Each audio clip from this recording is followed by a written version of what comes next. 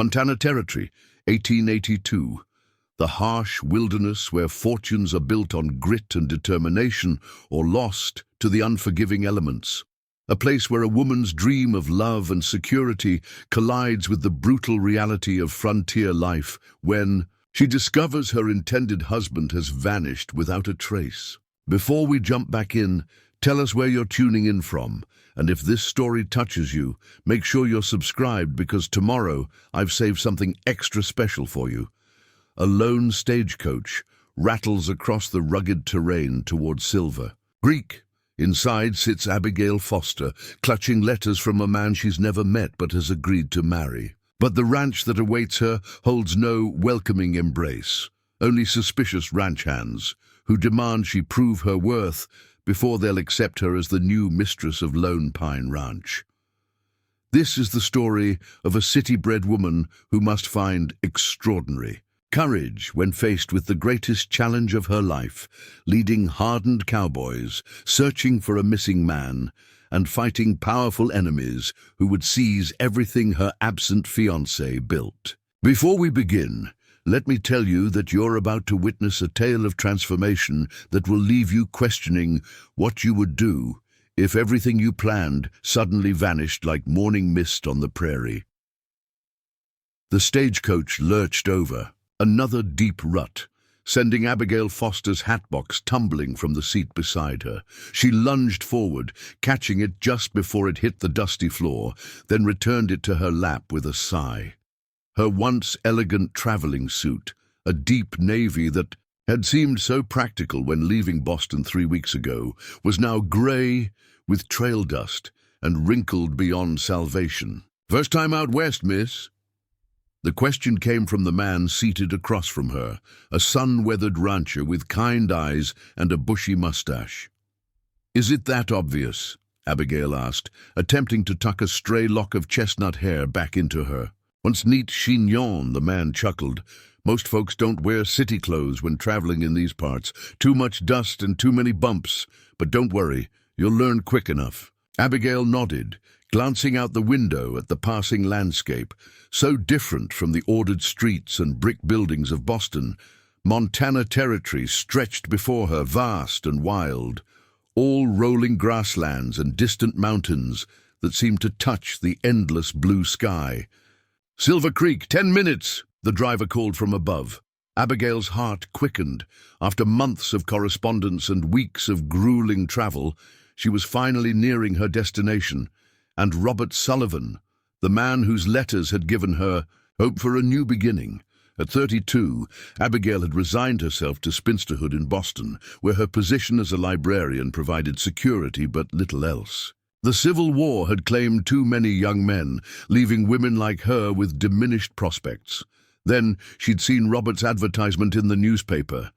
"Successful rancher seeks educated, practical wife to share life on prosperous Montana cattle." A ranch. His letters had revealed a thoughtful, ambitious man who had carved out a substantial holding in the Montana Territory. A man who valued education and intelligence in a wife, not just domestic skills. A man who seemed to see her as a true partner. The stagecoach rolled to a stop before a weathered building with Silver Creek Mercantile and Post Office painted across its front. Abigail accepted the driver's hand and stepped down onto the dusty Main Street, a single dirt road lined with wooden structures, so unlike Boston's brick-paved avenues. "Miss Foster?" A tall, broad-shouldered man with salt-and-pepper hair approached, removing his hat.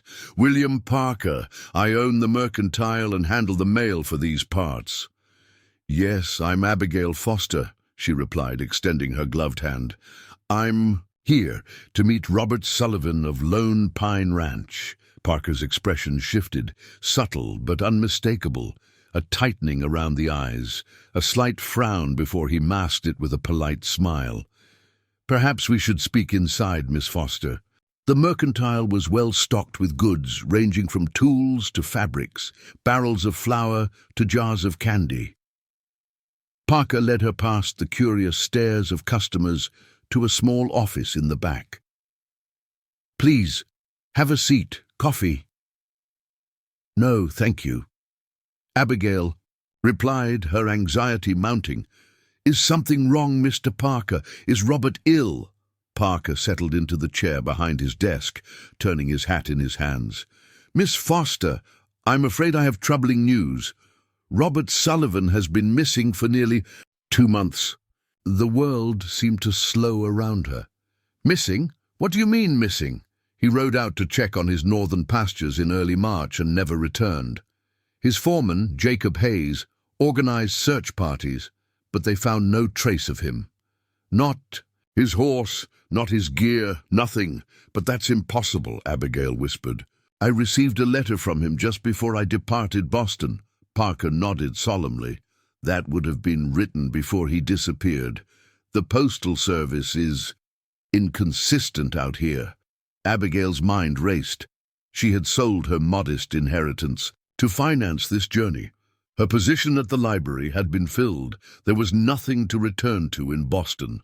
"What of Lone Pine Ranch?" she asked, her voice steadier than she felt. "It's still operating, though not without difficulties. Jacob has kept things running, but there's talk that the neighboring Carson family has been making moves to acquire the property. They've long wanted to expand their holdings, and with Robert gone..." He trailed off, leaving the implication hanging. "I see." Abigail straightened her shoulders. "Mr. Parker, I would like to go to the ranch. I may not have met Robert in person, but through his letters I came to know him as an honorable man. I can't simply abandon what was to be my future without at least seeing it." Parker looked uncomfortable. "Miss Foster, Lone Pine is 15 miles from town, isolated and rough. The men there, they're good workers, but they're not expecting a city woman to arrive claiming a place. Without Robert to smooth the way..." "Nevertheless," Abigail interrupted, "I have come too far to turn back at the first obstacle. Is there transportation available to take me to Lone Pine?" Before Parker could respond, the door opened and a lean, hard-faced man in his 40s entered. His clothes were trail-worn, his eyes sharp and assessing beneath the brim of his dusty hat. "Jacob," Parker said, rising, "this is Miss Abigail Foster. She's come from Boston to..." "I know who she is," Jacob Hayes cut in, his voice as rough as his appearance. "Sullivan's mail-order bride." He turned those penetrating eyes to Abigail. "You've come on a fool's errand, ma'am. Robert's gone, and Lone Pine doesn't need a city woman playing at being a rancher's wife." Abigail stood, meeting his gaze directly. "Mr. Hayes, I presume. Robert spoke highly of your skills as a foreman in his letters. He did not, however, mention your tendency toward hasty judgments of people you've just met." A flicker of surprise crossed Hayes's weathered face before his expression hardened again. "Judge you? I don't need to. Your fancy clothes and soft hands tell me everything I need to know. You wouldn't last a week at Lone Pine." "Perhaps not," Abigail conceded. "But I believe that's my determination to make, not yours. I intend to see the ranch that Robert built, the ranch that was to be my home." "And then what?" Hayes challenged. "Take over running it? The men won't follow a woman they don't know, especially not one who's never seen the business end of a cow." "I don't expect them to follow me blindly," Abigail replied, keeping her voice level despite her racing heart. "But I do expect the courtesy of making my own assessment of the situation before deciding my course." Hayes studied her for a long moment, then gave a curt nod. "Fine. I've got the supply wagon outside. You can ride back with me if you're so determined. But don't say I didn't warn you. Lone Pine is no place for a Boston librarian." Abigail glanced at Parker, who shrugged helplessly. "I'll have your trunk sent out tomorrow, Miss Foster. The ranch house does have a housekeeper, Mrs. Winters, so there will be another woman present. Thank you, Mr. Parker. I appreciate your concern." Abigail turned back to Hayes. "I'm ready when you are, Mr. Hayes." Outside, Hayes helped load her smaller bags onto a wagon already half filled with supplies. As Abigail prepared to climb up, a commotion from the saloon across the street drew her attention. 3 men emerged onto the porch, one older with silver-streaked black hair and expensive clothes. flanked by two younger men with similar features. Clearly, his sons. All three watched with undisguised interest as Hayes helped Abigail onto the wagon seat. "James Carson and his boys," Hayes muttered, following her gaze. "The older one's Matthew. Younger one is Luke. Trouble, all three. The Carsons. That Mr. Parker mentioned? The ones interested in acquiring Lone Pine?" Hayes gave her a sharp look. "Parker's been talking too much, but yes, that's them. They've been pushing boundaries, literal and figurative, since Robert disappeared." The older Carson raised his hand in a mocking salute as Hayes flicked the reins and the wagon lurched forward. Abigail felt their eyes on her back as the wagon rolled out of Silver Creek. The journey to Lone Pine Ranch was largely silent. Hayes wasn't inclined toward conversation, and Abigail was lost in her thoughts, trying to process how drastically her situation had changed in a matter of hours. The sun beat down on the prairie, and dust from the trail coated her clothes and skin, working its way into every crease and fold. "There it is," Hayes finally said, nodding toward the horizon. "Lone Pine." The ranch appeared before them as they crested a hill, a sprawling main house built of solid timber, several outbuildings, barns, corrals, and beyond them, rolling grasslands dotted with cattle. A single massive pine tree stood on a rise behind the house, giving the ranch its name. Despite the circumstances, Abigail felt a flutter of appreciation. Robert hadn't exaggerated in his letters. Lone Pine was substantial, well-built, a testament to years of hard work and vision. Preparing and narrating this story took us a lot of time, so if you are enjoying it, subscribe to our channel. It means a lot to us. Now back to the story. As they approached, she noted signs of neglect that wouldn't be visible from a distance. Unrepaired fence sections, fewer horses in the corrals than such an operation would typically require, an air of uncertainty hanging over the place. Men paused in their work to watch the wagon approach, curiosity and suspicion plain on their faces. A stout woman with iron-grey hair, pulled into a severe bun, emerged from the main house, wiping her hands on her apron. She frowned as Hayes brought the wagon to a stop in the yard. "Mrs. Winters," Hayes called out. "This is Miss Abigail Foster. She's come from Boston to marry Robert." The housekeeper's frown deepened. "Bit late for that, isn't she?" She looked Abigail up and down critically.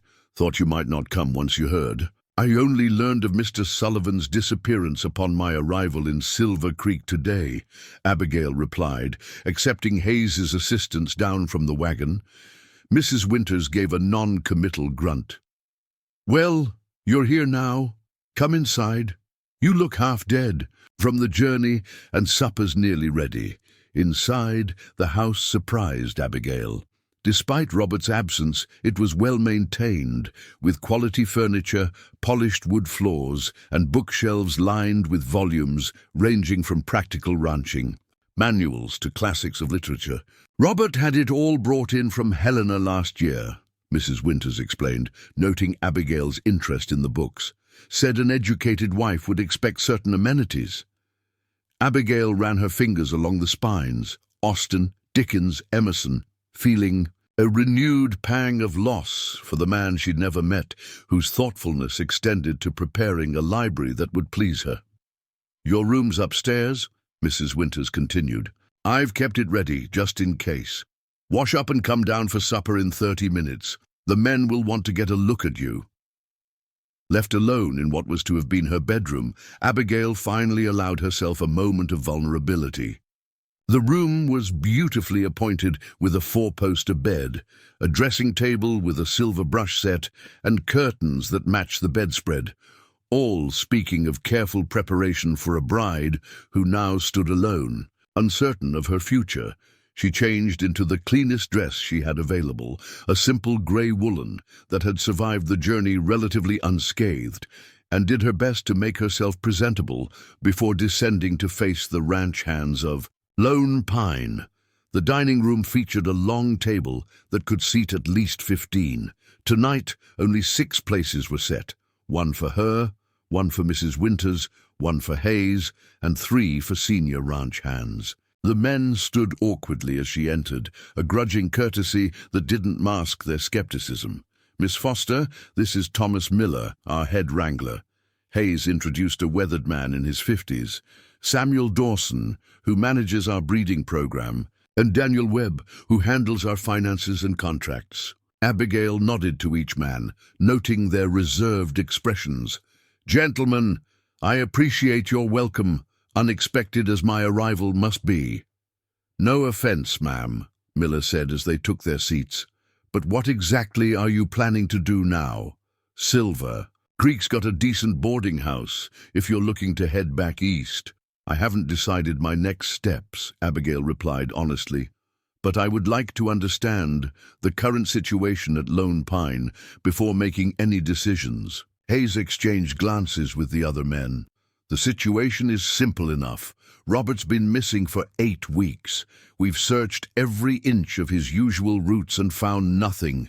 Meanwhile, we're short-handed. 3 men quit after he disappeared, and the Carsons have been pushing boundaries, running their cattle onto our northern grazing land. The bank's making noises about the mortgage too," Webb added. "With Robert gone, they're claiming the terms have changed. Want payment in full by the end of summer."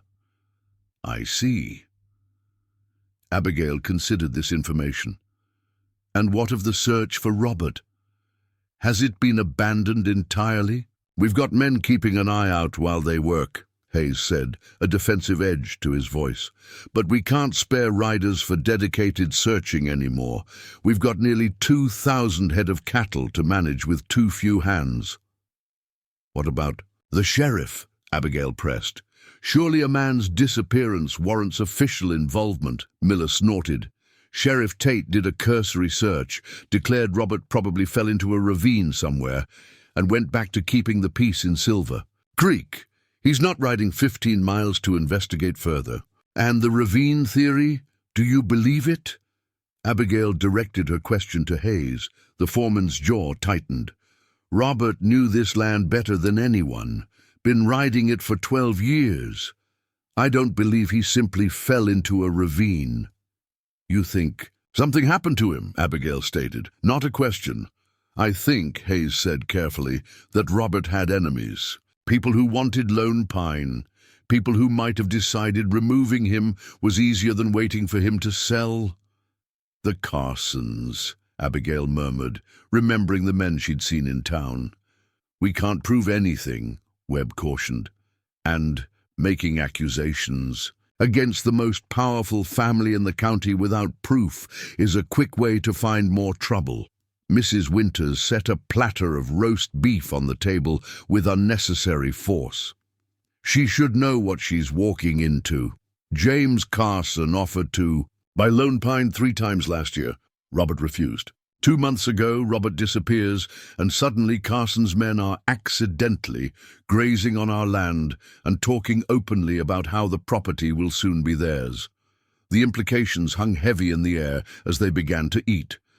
Abigail's mind worked furiously, processing everything she was hearing. If Robert had indeed been the victim of foul play, simply returning to Boston would be a betrayal of the man whose letters had given her hope for a new life. "Miss Foster," Hayes said after several minutes of silence, "I understand you've had a shock today, but you need to be realistic. Lone Pine isn't a place for someone like you, especially not now. Whatever Robert told you in his letters, the reality is that we're fighting to keep this ranch afloat while searching for a man who may never return." Abigail set down her fork and looked directly at Hayes. "Mr. Hayes, in his letters, Robert described you as the most capable foreman in Montana Territory, a man whose loyalty and skill were beyond price. He clearly valued your judgment." She paused, gathering her courage. "But in this instance, I believe you're wrong. I may be from Boston. I may know nothing about cattle or ranching, but I am neither helpless nor easily discouraged." Hayes seemed taken aback by her directness. The other men exchanged glances. "What exactly are you saying, Miss Foster?" Webb asked. "I'm saying that I came to Montana to marry Robert Sullivan and make Lone Pine my home. Robert is missing, not confirmed dead. Until his fate is determined one way or another, I intend to stay and do whatever I can to preserve what he built." Abigail straightened her shoulders. "I don't expect to take over operations. I'm not fool enough to think I could run a cattle ranch without experience. But neither will I abandon my commitment at the first sign of difficulty." Miller shook his head. "The men won't accept a woman giving orders, Miss Foster. No offense intended, but that's the reality." "I don't intend to give orders about ranching, Mr. Miller. That's Mr. Hayes's domain, as it was under Robert's ownership. But I do intend to learn, to understand, and to help protect Lone Pine from those who would take advantage of Robert's absence." Hayes leaned forward, his expression intense. "Pretty words, Miss Foster, but this isn't Boston. Lone Pine demands toughness and grit from everyone here, man or woman. The work is backbreaking, the danger's real, and the enemy's powerful. How do you propose to help when you can't ride a boundary check, can't handle a branding iron, can't even identify our cattle from the Carsons?" Abigail met his gaze steadily. "I can learn, Mr. Hayes. Perhaps not overnight, but I'm not afraid of hard work or challenges. More importantly, I can read and understand contracts, finances, and legal matters, skills that might prove useful in protecting Lone Pine's interests." She glanced around the table. "Unless, of course, you gentlemen have a better solution to offer?" Silence fell as the men considered her words. Finally, Hayes spoke, his voice gruff but with a new note of consideration. "If, and I mean if, you're serious about staying, you'll need to prove yourself not just to me, but to every man on this ranch. We can't afford passengers, not with everything at stake." "I understand," Abigail replied. "Tell me what I need to do." Hayes exchanged glances with Miller and Dawson. "Be ready at dawn tomorrow. You want to stay at Lone Pine. You'll start by learning what it means to work at Lone Pine." As the men rose from the table and filed out, Mrs. Winters remained behind, studying Abigail with an unreadable expression. "You surprised them," the housekeeper said finally. "They expected tears and a quick retreat back to civilization." "I suspect I surprised myself as well," Abigail admitted. "But I meant what I said. I came here to start a new life with Robert. His disappearance changes things, but it doesn't change my determination to honor that commitment." Mrs. Winters nodded slowly. Robert would have approved. He valued courage. She gathered plates with practiced efficiency. But Hayes wasn't exaggerating. "Tomorrow will test you in ways you can't imagine. Then I suppose I should rest while I can," Abigail said, rising to help clear the table. "Leave that," Mrs. Winters ordered. "Save your strength. Dawn comes early in Montana, and Hayes won't go easy on you just because you're wearing a dress." That night in the bedroom that should have welcomed her as a bride, Abigail sat at the window, gazing out at the moonlit expanse of Lone Pine Ranch. The vast Montana sky glittered with more stars than she had ever seen in Boston, beautiful and overwhelming. In its immensity, everything had changed in a matter of hours. The future she had planned, the man she had come to know through his words, all uncertainty now, yet something in her rebelled against the idea of simply giving up, of returning east without even trying to understand what had happened to Robert.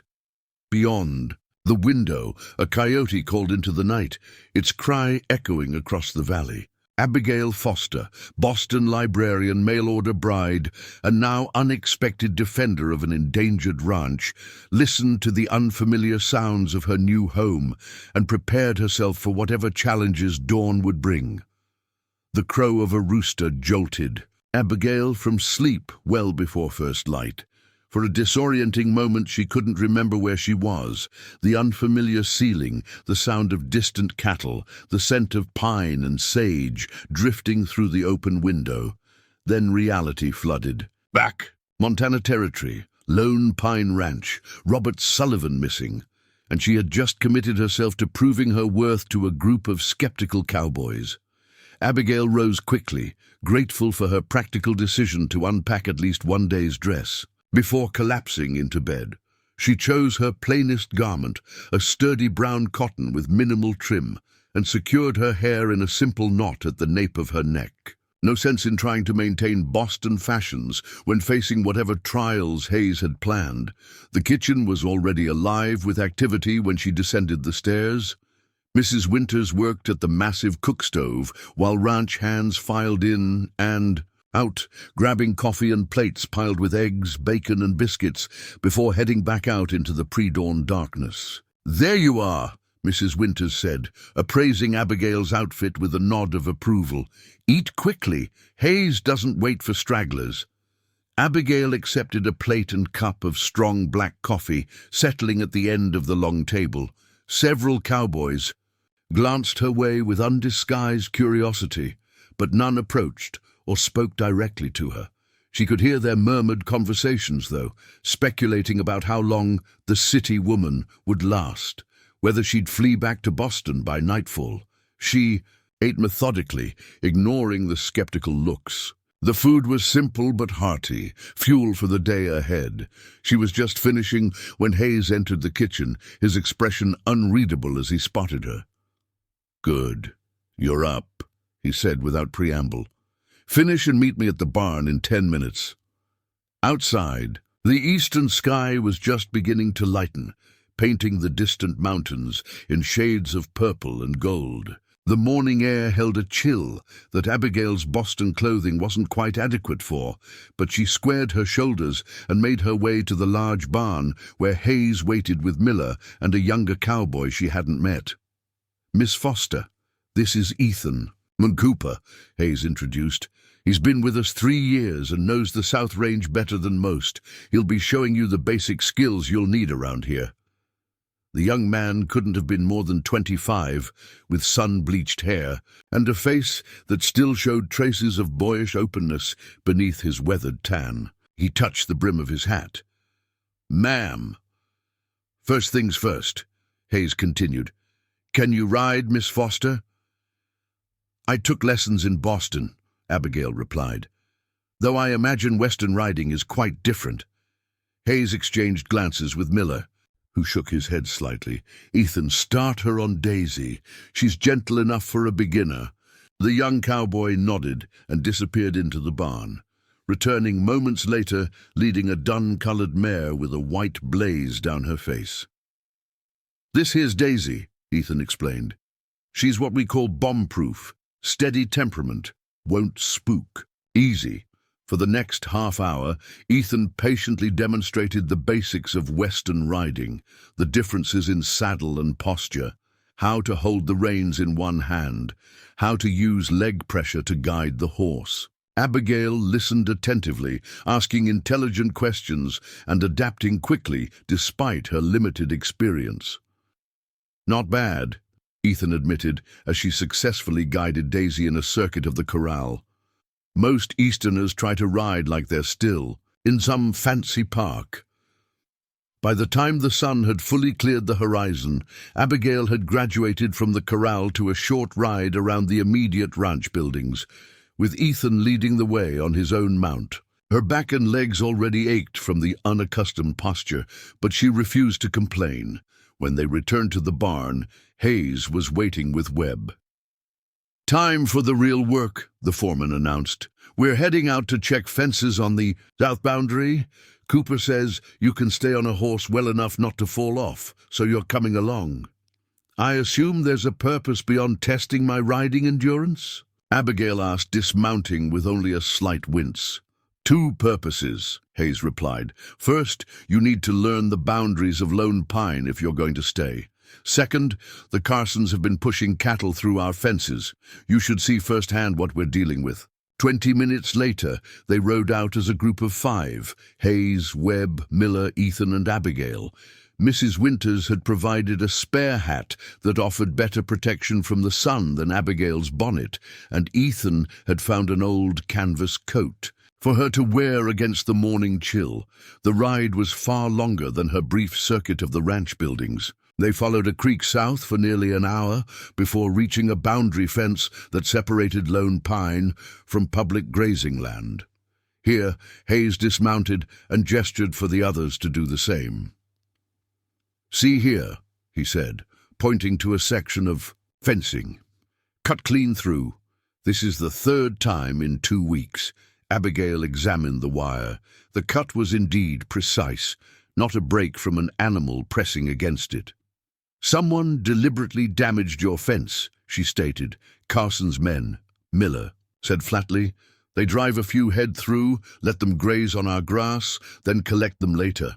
Small enough numbers not to be obvious, but it adds up." "Can't you report this to the sheriff?" Abigail asked. Webb laughed without humor. "With what proof? We can't catch them in the act, and Sheriff Tate isn't inclined to ride out to inspect fence cuts. Besides, Carson contributes generously to his re-election fund, so we repair it," Hayes said, already retrieving tools from his saddlebag. Again. For the next hour, Abigail watched and eventually assisted as the men mended the fence. Her city hands, used to handling books, soon sported blisters from the wire and tools, but she worked without complaint, determined to learn. Robert rode. "Out this way the day he disappeared," Hayes said quietly as they finished the repairs. The other men had moved further down the fence line, out of earshot. "He'd heard reports of cattle being moved across our boundary and came to investigate." Abigail studied his face. "You don't believe he had an accident?" "No," Hayes replied, his voice hard. "I think he caught someone in the act and was dealt with. But proving it—" He shook his head. "The Carsons would go that far. Murder a man for his land." James Carson built his empire by acquiring properties others developed. Some sellers were eager, others less so. Nothing's ever been proven, but there are stories. Hayes secured the last piece of wire. Robert knew the risks of standing against them, but he refused to be intimidated. They rode further, checking other sections of the boundary. Twice more they found cuts in the fence, though older ones that had already allowed cattle through. Each time, they made repairs before moving on. By midday, they stopped at a small stream, in for a rest. Abigail dismounted gingerly, her muscles protesting the long hours in the saddle. Ethan handed her a canteen and watched with poorly concealed surprise as she drank deeply without complaint about the tepid water. "Not what you're used on to, I expect," Miller commented, settling on a rock nearby. "No," Abigail admitted. "But adaptation is a human strength, Mr. Miller. One doesn't survive by clinging to old comforts when circumstances change." Webb approached with a parcel Mrs. Winters had prepared, simple bread, cheese, and dried beef. As they ate, he pulled a folded piece of paper from his pocket. "Might as well use this time productively," he said, handing the document to Abigail. "This is the notice from the bank. Says with Robert missing, the terms of the loan have changed. They're demanding payment in full by September 1st. Abigail scanned the document, her brow furrowing.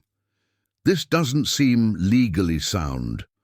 The loan agreement should stand regardless of Mr. Sullivan's presence, especially since the ranch continues operation." "Legal or not, Edwin Harris at the bank says it's due," Webb replied. "Without the full amount, nearly $5,000, Lone Pine goes to auction.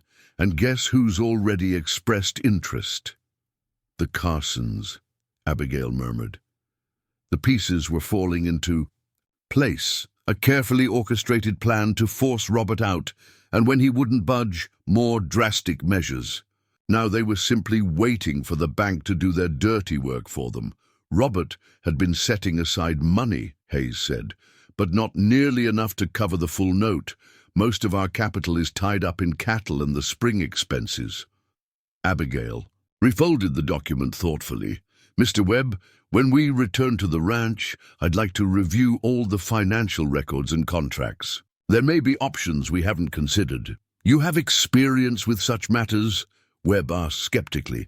"My father was an attorney specializing in contracts before his death," Abigail replied. and I managed the acquisition budget for the Boston Public Library for 5 years. I'm not unfamiliar with financial matters. Hayes and Webb exchanged looks, not quite convinced, but with a hint of reassessment in their expressions. They continued their patrol of the boundary, eventually turning northwest to cross a section of lone pine that Abigail hadn't yet seen. The landscape was stunning in its vastness, rolling grasslands interrupted by stands of pine and aspen, with the distant mountains providing a dramatic backdrop. "This is where the spring calving happens," Ethan explained as they rode through. "A lush meadow, best grass on the ranch, plenty of shelter from the trees. The herd will come back this way in the fall before winter shipping." Abigail tried to absorb everything they told her, storing away facts about cattle management, grazing rotations, water sources, and the complex seasonal rhythm of ranch life. Her head swam with new information, but she refused to show how overwhelmed she felt. Late afternoon found them approaching the ranch from the northwest, having completed a wide circuit of the southern and western boundaries. As they crested a rise, Hayes held up a hand, signaling a halt. In the valley below, half a dozen riders were moving slowly through a section of lone pine grazing land, deliberately driving a small herd of cattle before them. "Carson's men," Miller growled. "Those are our cattle they're pushing toward their north pasture." Hayes assessed the situation quickly. "Webb, ride back to the ranch. Get Dawson and whoever else is available. Ethan, circle wide to the east. Cut them off if they try to run that direction. Miller with me." "What about me?" Abigail asked as the men prepared to move out. Hayes gave her a measuring look. "Stay out of the way. Watch from here. This could get ugly." Before she could protest, the men were gone, riding hard in different directions. Abigail remained on the ridge, watching anxiously as Hayes and Miller approached the rustlers directly, while Ethan circled around behind. Even from a distance, she could see the confrontation unfolding. Hayes and Miller rode boldly into the valley, causing the rustlers to halt their operation. Words were exchanged, too distant for her to hear, but the body language was clear enough.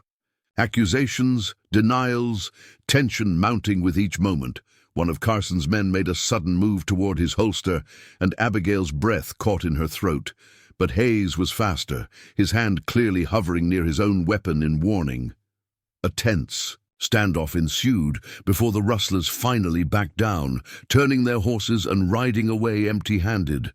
But not before one of them pointed directly up at the ridge where Abigail sat on Daisy. They'd seen her, marked her presence. Hayes and the others regrouped in the valley, then slowly guided the recovered cattle back toward the main herd.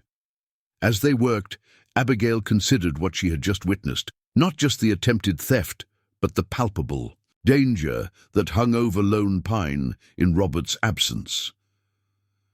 By the time they returned to the ranch, the sun was setting and Abigail was bone-weary from the long day in the saddle. Yet she felt a strange sense of accomplishment. She had kept up, had not complained, had begun to understand the scope of what she faced. After a quiet supper, during which Hayes briefed the other senior hands about the confrontation with Carson's men, Abigail found herself alone in Robert's study. Webb had provided the financial ledgers and contract documents as requested, and she pored over them by lamplight, her trained mind methodically analyzing Lone Pine's precarious situation. A soft knock on the door interrupted her concentration. Mrs. Winters entered with a steaming cup of tea. "Thought you might need this," the housekeeper said, setting the cup beside her. "Long day for someone not used to ranch work." "Thank you, Mrs. Winters." Abigail smiled gratefully, taking a sip of the fragrant liquid. "I admit I'll sleep well. Tonight." The older woman nodded at the papers spread across the desk. "Finding anything useful?" "Perhaps," Abigail replied. "The bank's demand seems legally questionable, and there may be options for securing additional capital if necessary." Mrs. Winters studied her with newfound respect. "You surprised them today," she said. "Hayes thought you'd be back here within an hour, begging to return to town." I'm stubborn, Abigail admitted with a small smile. My father always said it was my greatest flaw and my greatest strength. It's a necessary quality out here. Mrs. Winters settled into a chair across from her. Miss Foster, I should tell you something about Robert. Abigail looked up, alert to the serious tone. Yes? The last night before he disappeared, he was working late in this very room. I brought him coffee, and he told me his bride from Boston was finally coming.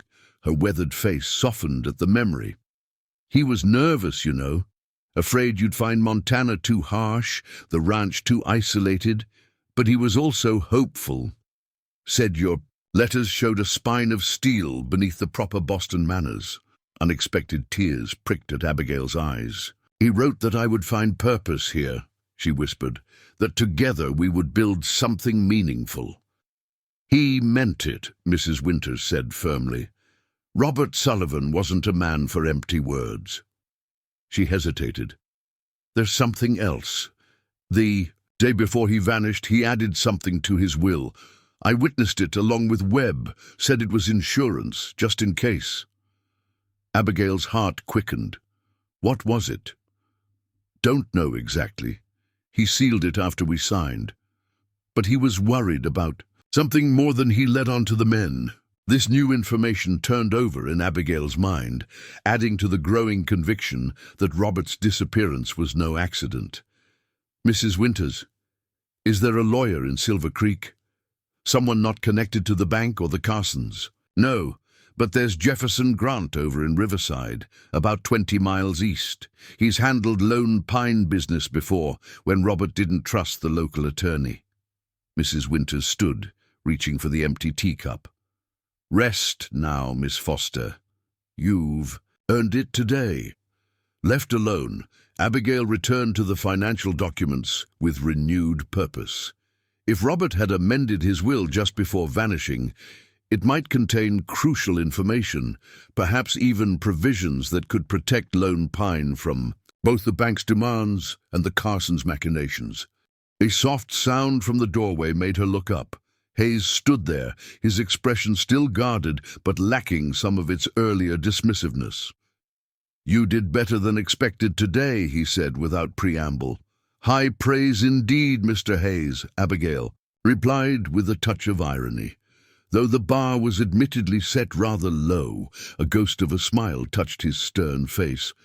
True enough. He stepped into the room, glancing at the papers spread across the desk. Find anything useful? Possibly. The bank's demand letter has several vulnerabilities, legally speaking, and I'd like to review Robert's will. Mrs. Winters mentioned he made changes just before his disappearance. Hayes frowned. She shouldn't have told you that. Why not? If he made provisions that could help protect Lone Pine, shouldn't we know about them? Because, Hayes said carefully, the only reason a man updates his will is if he believes he might die. Suggests Robert knew he was in danger. The implication hung heavy between them. All the more reason to see it, Abigail insisted. Mr. Hayes, I understand your reservations about me. I'm an outsider, a city woman who knows nothing about ranching. But I'm also educated, determined, and... She hesitated. I cared for Robert, even if only through his letters. I want to help protect what he built. Hayes studied her for a long moment. We'll ride to Riverside tomorrow, he finally said. Jefferson, Grant holds the will. Whether he'll show it to you is another matter, but we can try. Thank you, Abigail said sincerely. Hayes turned to leave, then paused. The men were talking at supper about how you kept up today. Didn't complain once, despite the blisters I know you must have. He met her eyes directly. It's a start, Miss Foster. Just a start. I understand, she replied. Rome wasn't built in a day, nor trust earned in one. After he left, Abigail remained at the desk, reviewing documents until her tired eyes could no longer focus on the figures. As she finally prepared for bed, she realized that sometime during this exhausting day, her perspective had shifted. She had arrived in Montana seeking marriage to Robert Sullivan. Now she found herself committed to a different purpose, protecting his legacy, and uncovering the truth behind his disappearance. She gazed out the window at the vast Montana night, stars brilliant in the clear sky. Somewhere out there, Robert Sullivan had vanished without a trace. Someone knew why. Someone was responsible, and whatever Hayes and the others thought of her, Abigail Foster was determined to find answers. The bedroom that had been prepared for. Robert's bride now sheltered a woman with a new mission, one that would require every ounce of the spine of steel he had perceived in her letters. As she drifted toward sleep, Abigail made a silent promise to the man she had never met. She would fight for Lone Pine Ranch with everything she had, would seek justice for his disappearance, and would not rest until the truth was known.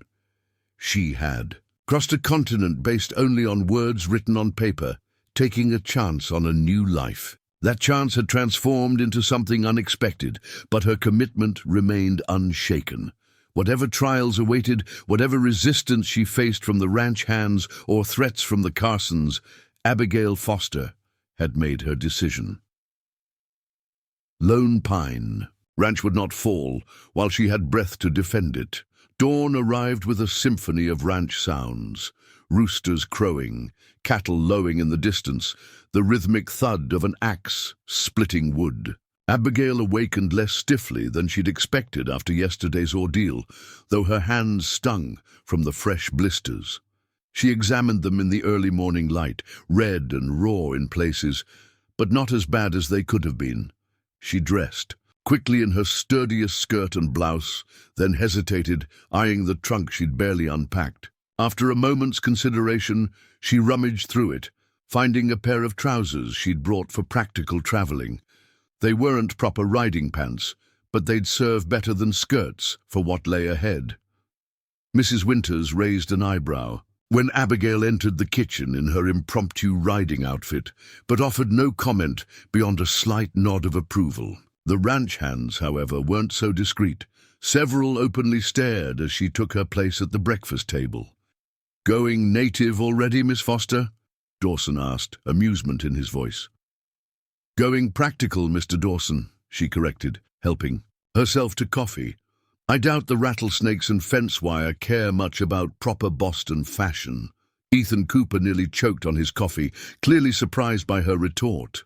A few of the men chuckled, the tension in the room easing slightly. Hayes entered, taking in Abigail's attire with a raised eyebrow. "We leave for Riverside in 30 minutes, he said simply. The ride to Riverside was longer and more difficult than yesterday's circuit of the ranch. They followed a narrow trail that wound through rugged terrain, up steep inclines, across shallow streams, and through thickets of pine and aspen. Hayes set a brisk pace, clearly testing Abigail's improved riding skills. "Jefferson Grant is the only lawyer within 50 miles, not in Carson's pocket," Hayes explained as they rode. "Robert trusted him with sensitive matters, including his will," Abigail noted. Hayes nodded. "Grant also handled the incorporation papers for Lone Pine when Robert established it as a proper business entity last year." This was new information. Incorporation, not just a private holding. Robert had vision, Hayes said, a note of respect clear in his voice. Wanted Lone Pine to outlast him, to be something that could grow beyond one man's ownership. Abigail considered this. Every new piece of information painted a clearer picture of Robert Sullivan, a man of foresight, principle, and ambition tempered with wisdom, the kind of man she had hoped to marry when she answered his advertisement.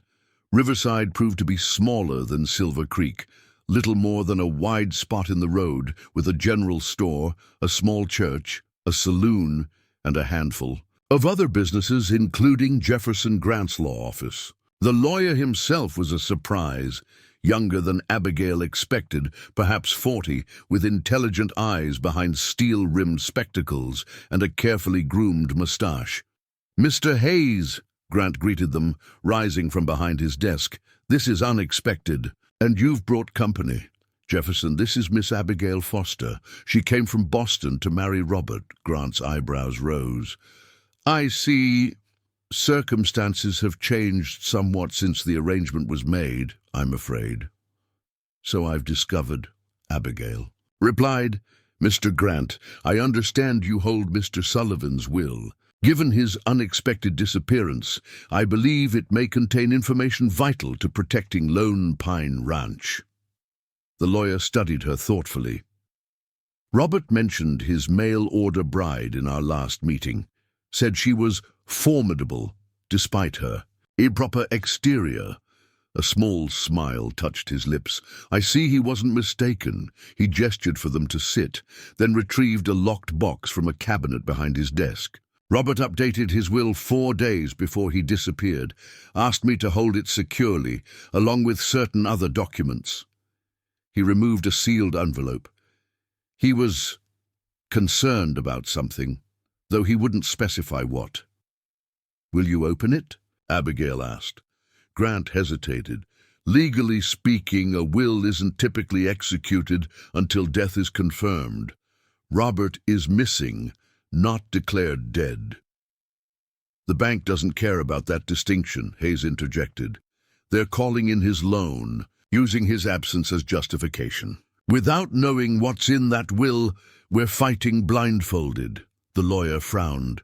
Edwin Harris is overstepping at the bank. The loan terms shouldn't change simply because Robert is temporarily indisposed. I suspect it's more than simple overreach, Abigail said carefully. Mr. Grant, are you aware of James Carson's interest in acquiring Lone Pine? Grant's expression darkened. I am. Robert rejected 3 separate offers last year, each one more aggressive than the last. He tapped the sealed envelope thoughtfully.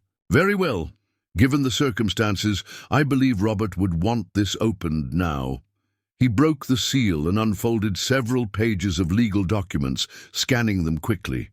His expression shifted from concentration to surprise. Well, he said finally, this explains why Robert was so insistent on the incorporation last year. He looked up at Abigail. Miss Foster, did Robert ever mention the specific terms of your arrangement, beyond the marriage itself? Only that I would become his wife and partner in managing Lone Pine, she replied, puzzled. Why? Because according to this will, in the event of his death or disappearance lasting more than 60 days, ownership of his controlling interest in Lone Pine Ranch incorporated transfers to his intended bride, Miss Abigail Foster of Boston, Massachusetts. Abigail stared at him, stunned. That's impossible. He didn't even know me except through letters. Nevertheless, Grant continued, he's left 51% of the shares to you, with the remaining divided among his senior employees.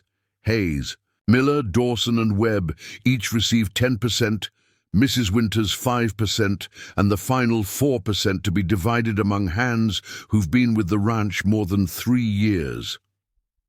Hayes looked as shocked as Abigail felt. He never said a word about this to any of us. There's more, Grant said, reading further. He's also left instructions about suspicious circumstances he had documented. The lawyer extracted another sealed envelope from the box, this one thicker. This contains his personal journal detailing threats received from James Carson, along with evidence of tampering with Lone Pine property, witness statements, and other documentation he believed might be relevant should harm come to him. Abigail's mind raced. Robert hadn't just been worried.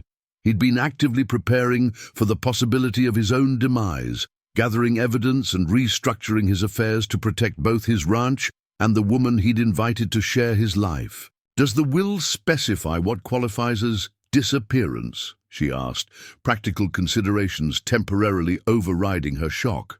Grant nodded. Absence without communication for 60 days or more. Robert has been missing for nearly that long already. Then I've inherited a controlling interest in a ranch I've never seen before, left to me by a man I never met in person, Abigail said, the absurdity of the situation suddenly striking her. A man who clearly trusted your character implicitly, Grant observed. Robert Sullivan wasn't given rash decisions. If he left Lone Pine to you, he had sound reasons.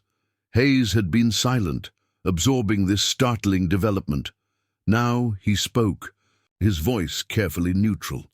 "What does this mean for the bank's claim on the property?"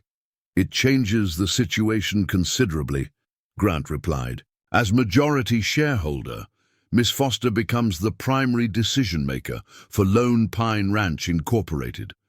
The bank can't simply call in the loan because of Robert's absence. They'd need to prove the corporation itself is in default, which it clearly isn't." For the first time since her arrival in Montana, Abigail felt a flicker of real hope. So the ranch is protected, at least temporarily. "From the bank, yes," Grant confirmed. "From whatever happened to Robert." He opened the second envelope, extracting a leather-bound journal and several other documents. This may hold answers. For the next hour, they reviewed Robert's meticulous documentation. He had recorded every encounter with James Carson and his sons, every discovery of fence cutting or cattle being driven onto Lone Pine land, every veiled threat. Most disturbing were his notes about several small ranchers who had sold to Carson after mysterious accidents or property damage, a pattern going back years. He was building a case, Grant said grimly, not just protecting his property, but gathering evidence of a systematic campaign of intimidation and illegal activities. That's why he incorporated, Hayes realized, to make it harder for Carson to take over if something happened to him. "And why did he left control to me?" Abigail added. "An outsider with no history or connections to Carson."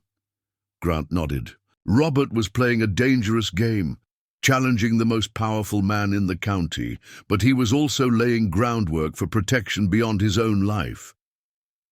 He looked directly at Abigail. "Miss Foster, as legal counsel to Lone Pine, I must advise you that accepting this inheritance puts you directly in Carson's path. The danger that Robert claimed may well threaten you next."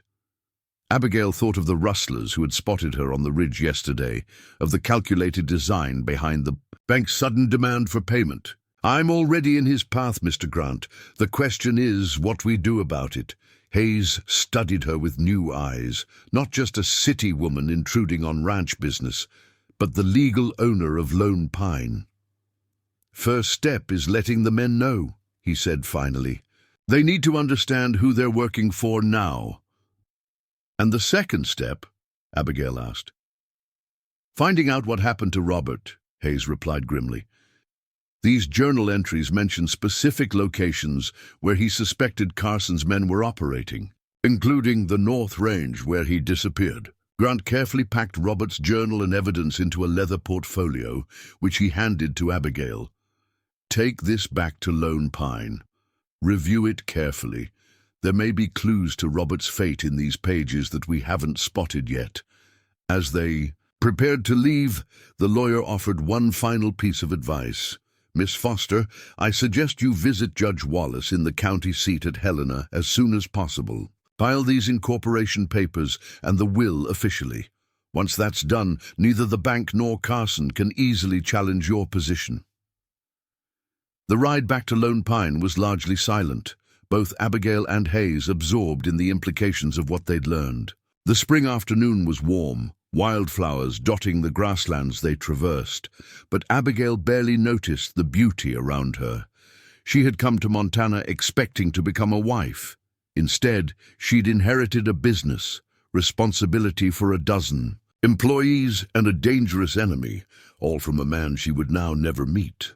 As they approached the ranch, Hayes finally spoke. "I need to know something, Miss Foster. Now that you own controlling interest in Lone Pine, what do you intend to do with it?" Abigail considered her answer carefully. "First, secure its legal standing. Second, continue searching for Robert, whether to rescue him if he's alive or secure justice if he's not.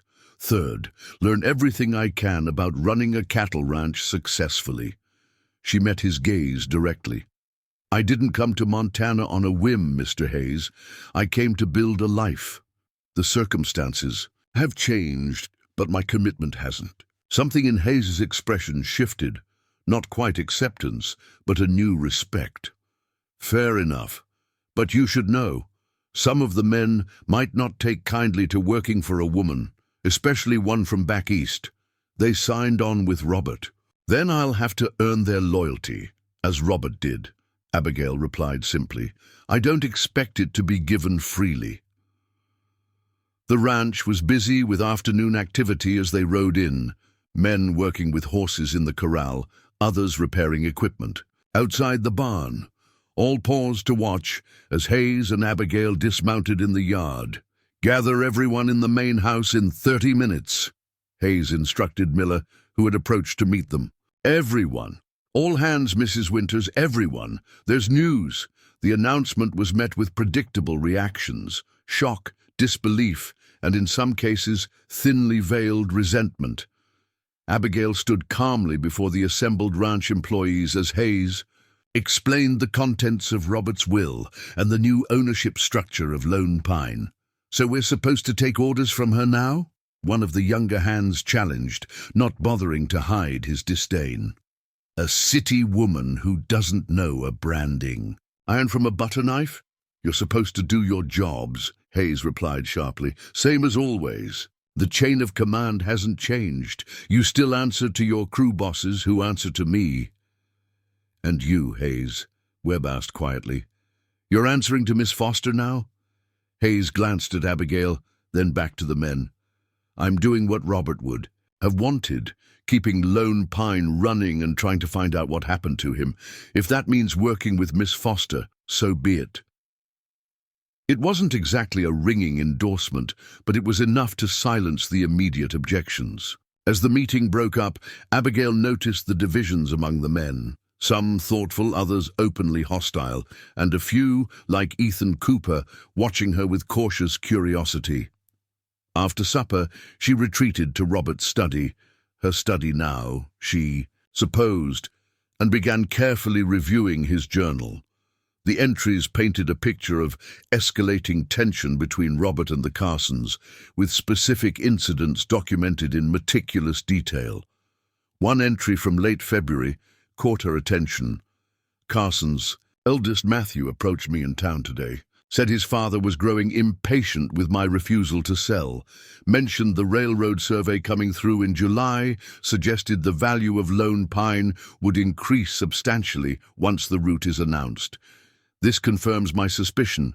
Carson knows something about the planned route that he doesn't want others to discover until he's secured additional land holdings. Abigail read the entry twice. A railroad coming through the area would indeed dramatically increase land values. If the Carsons had inside information about the route, it explained their aggressive efforts to acquire Lone Pine before the news became public. Further entries detailed Robert's own investigation into the railroad plans, including a meeting with a survey engineer who had hinted that the most likely route would cross the northern section of Lone Pine, precisely the area where Robert had disappeared while investigating fence cutting. A soft knock interrupted her reading. Ethan Cooper stood in the doorway, hat in hands, looking uncomfortable. Pardon the intrusion, Miss Foster. I was wondering if I might have a word. Of course. Mr. Cooper, please come in. The young cowboy entered hesitantly, twisting his hat in his hands. I wanted to say that as some of us wanted you to know, not everyone's against you taking over. He spoke quickly, as if afraid he'd lose his nerve. Robert was good to us, fair when others weren't. If he trusted you enough to leave you lone, Pine, well, that means something. Touched by this unexpected support, Abigail smiled. Thank you, Mr. Cooper. That means a great deal to me. Ethan, ma'am, just Ethan is fine. He shifted his weight nervously. There's something else. The day before Robert disappeared, I was working the north fence line. Saw him talking to a stranger. City fella in a suit. They seemed to be arguing about something. Never mentioned. It because, well, didn't seem important at the time. Abigail straightened in her chair. A city man. Not one of Carson's hands. No, ma'am. Never seen him before or since. Well dressed, though. Had a fancy leather case with him like lawyers carry. This didn't fit with the scenario they'd been constructing, Carson's men confronting Robert over the fence cutting. "Did you tell Mr. Hayes about this?" Ethan shook his head. "Didn't think of it until today, when everyone was talking about Robert's will and incorporation papers. Made me wonder if it might have been connected somehow." "Thank you for telling me now," Abigail said. "Would you recognize this man if you saw him again?" "Yes, ma'am." "Had a distinctive look to him. Short, balding, with a red moustache. Wore spectacles with gold rims." Abigail made a note of the description. "This could be important, Ethan. I appreciate you bringing it to me." After the young cowboy left, Abigail returned to Robert's journal with renewed focus. The final entries before his disappearance mentioned his suspicions about someone leaking information from within the Lone Pine operation, details about cattle movements and Robert's own schedule that would have helped the Carsons time their incursions perfectly. Someone at Lone Pine is feeding information to Carson. The fence cuts are too precisely timed, the cattle movements too perfectly anticipated. I've begun testing my theory by providing different schedule information to different people. Soon I'll know who can't be trusted. The last entry, dated the day before he vanished, was particularly chilling. Meeting Jay tomorrow at the north boundary marker to discuss final terms. If my suspicions about the railroad route are correct, his employers won't be pleased. Risk is substantial, but so is potential reward. Have placed all relevant documentation with Grant in case matters go wrong. Who was Jay? The city man Ethan. Had Zine someone else entirely? And what final terms had they been discussing? Abigail closed the journal, her mind working through the implications. Robert hadn't just disappeared while checking fences. He'd gone to the north boundary for a specific meeting, one he recognized might be dangerous, and he'd suspected a traitor within Lone Pine itself. The pieces were beginning to form a more complex picture than simple intimidation by the Carsons. Whatever had happened to Robert, it involved the railroad, inside information, and possibly someone he trusted turning against him. A chill ran through her as she realized the full implications. If Robert had been betrayed by someone at Lone Pine, that person was still here, watching her, perhaps planning to undermine her as they had him. And if the Carsons were behind his disappearance, they wouldn't hesitate to deal with her in the same way. Abigail Foster had inherited more than a ranch. She'd stepped into a dangerous web of betrayal, greed, and possibly murder. Her adaptation to ranch life would need to extend beyond learning to ride and mend fences. She would need to develop instincts for danger and deception if she hoped to survive long enough to uncover the truth. As night settled over Lone Pine Ranch, she carefully locked Robert's journal in the desk drawer, keeping the key with her.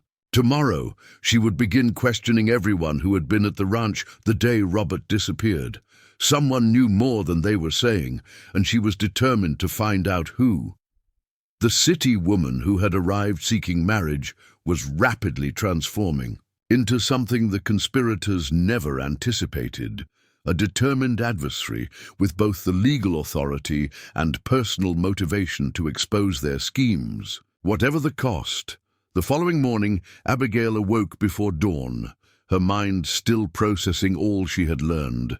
Ownership of Lone Pine brought responsibility she hadn't anticipated, along with danger from forces that remained hidden. She dressed quickly in her improvised riding clothes, steeling herself for the day ahead. In the kitchen, she found Hayes already at the table nursing a cup of coffee. His expression was unreadable as she entered. "I'm riding to the north boundary today," he announced, without preamble. "Want to see exactly where Robert was headed for that meeting?" "I'm coming with you," Abigail replied, pouring herself coffee. Hayes frowned.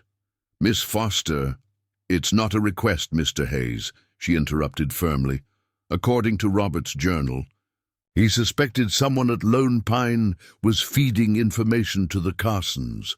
"Until I know who to trust, I intend to see everything for myself." Something flickered in Hayes's eyes, resentment perhaps, or grudging respect. As you wish. We leave in 20 minutes. They rode out as the sun crested the eastern mountains, casting long shadows across the grasslands. 3 other men accompanied them: Miller, who knew the North Range better than anyone, Ethan Cooper, who had seen the mysterious city man, and Webb, whose financial expertise might prove useful if they found anything related to the railroad dealings. Abigail noticed Hayes had positioned the men tactically. Miller rode ahead as scout, Webb to their left, and Ethan to their right, creating a protective formation around her. Whether this was out of concern for her safety or merely ranch protocol, she couldn't tell. Robert's journal mentioned a boundary marker where he planned to meet someone he called Jay, Abigail said. As they rode, "Does that mean anything to you?" Hayes shook his head. "There are stone markers along the property lines, established when the original survey was done. If he meant one of those, there are dozens across the North Range." The last journal entry mentioned final terms and employers who wouldn't be pleased, Abigail continued, suggesting this J person was representing someone else's interests. "The railroad, most likely," Webb commented, riding closer.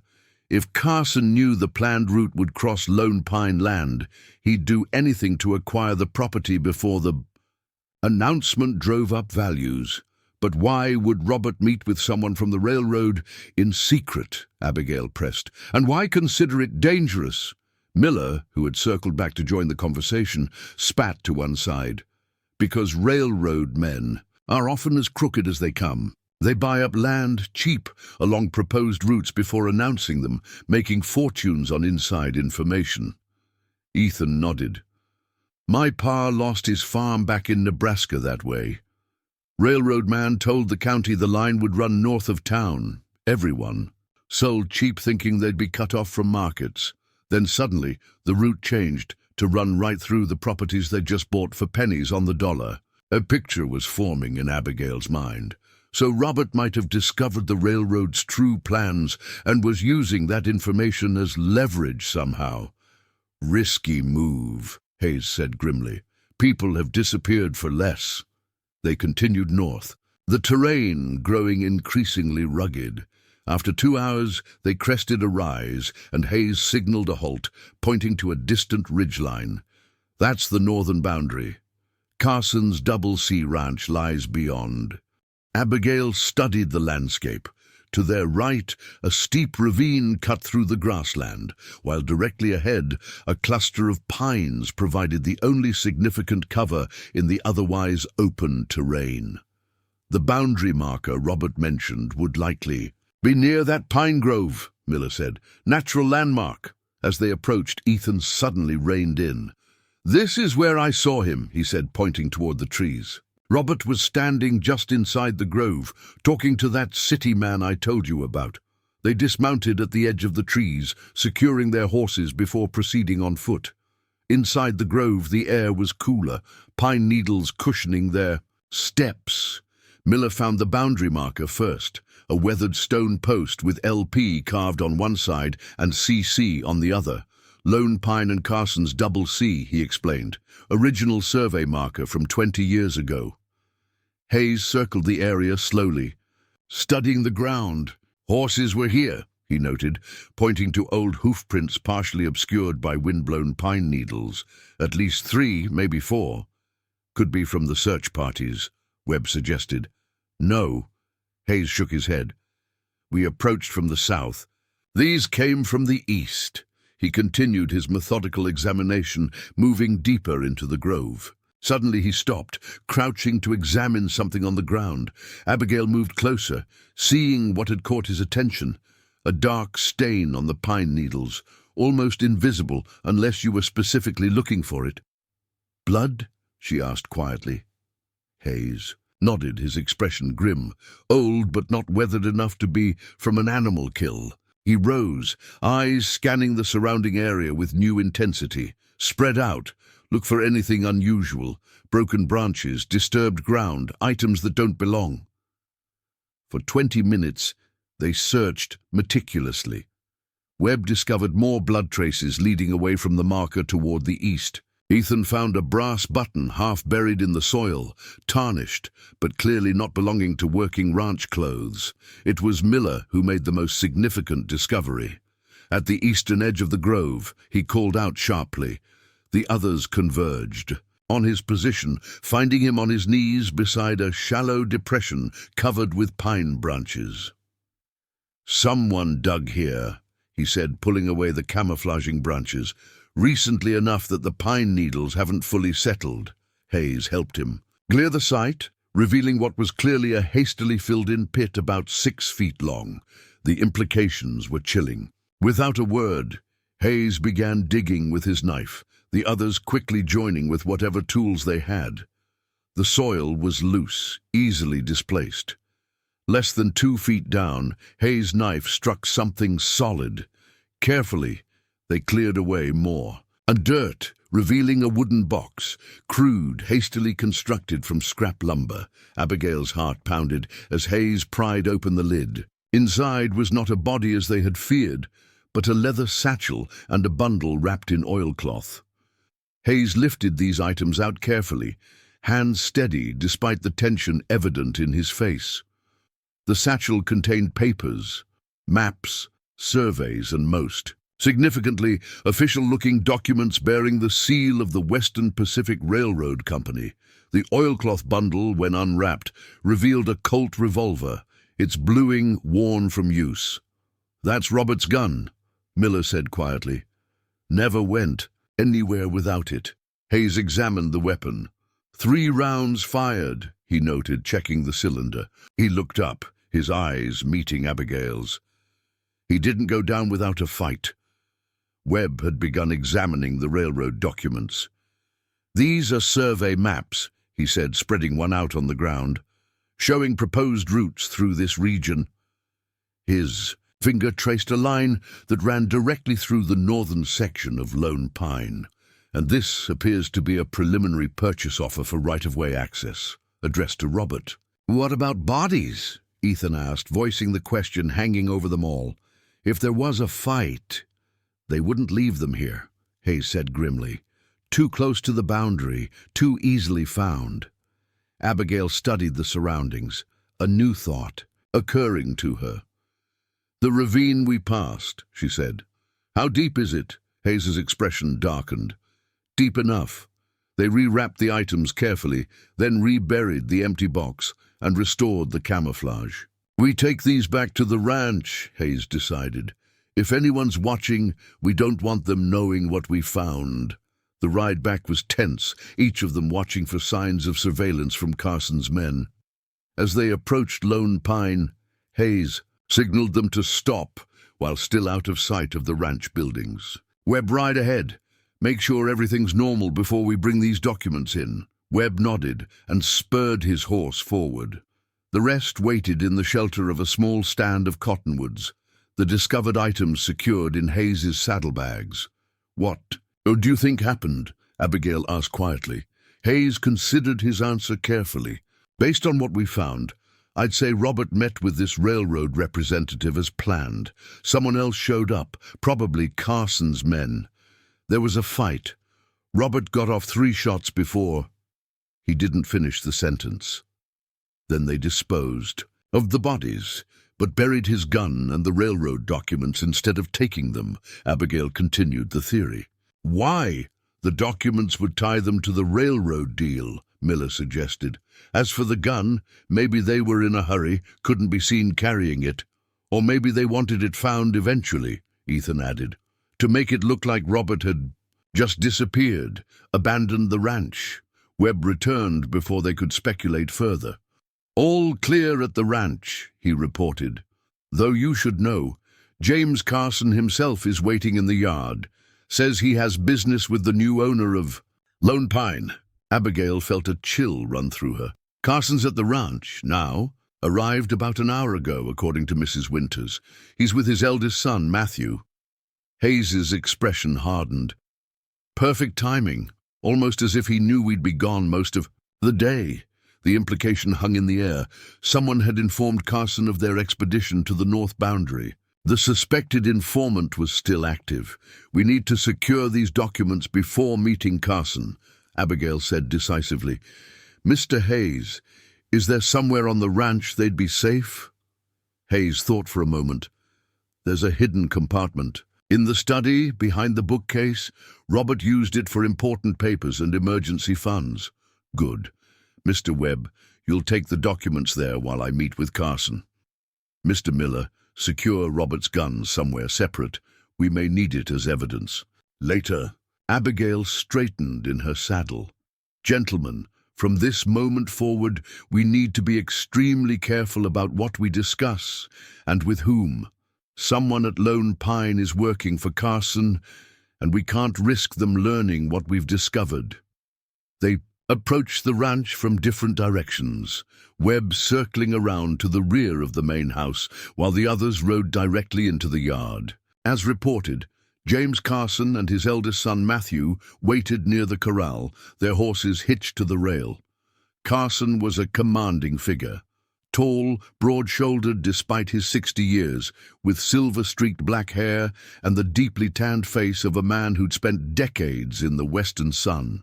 His eyes, sharp and calculating, fixed on Abigail as she dismounted. "Miss Foster, I presume," he said, stepping forward with an artificial smile. "James Carson, owner of the Double C Ranch. This is my son, Matthew." Matthew Carson was a younger version of his father, same imposing build, same calculating eyes, but with a barely concealed arrogance his father had learned to mask. "Mr. Carson," Abigail acknowledged coolly, "this is an unexpected visit. When I heard Robert Sullivan's mail-order bride had arrived and inherited Lone Pine, I thought it only neighborly to welcome you to the territory." His smile didn't reach his eyes. "Though I must say, you're not what I expected." "Life is full of surprises, Mr. Carson," Abigail replied evenly. "Won't you come inside? Mrs. Winters can prepare coffee." Once settled in the main parlor with coffee served, Carson wasted no time coming to his point. "Miss Foster, I understand you found yourself in an unusual situation, inheriting a cattle ranch you know nothing about, in territory completely foreign to you. It must be overwhelming." "I'm adapting, Mr. Carson." He nodded sympathetically.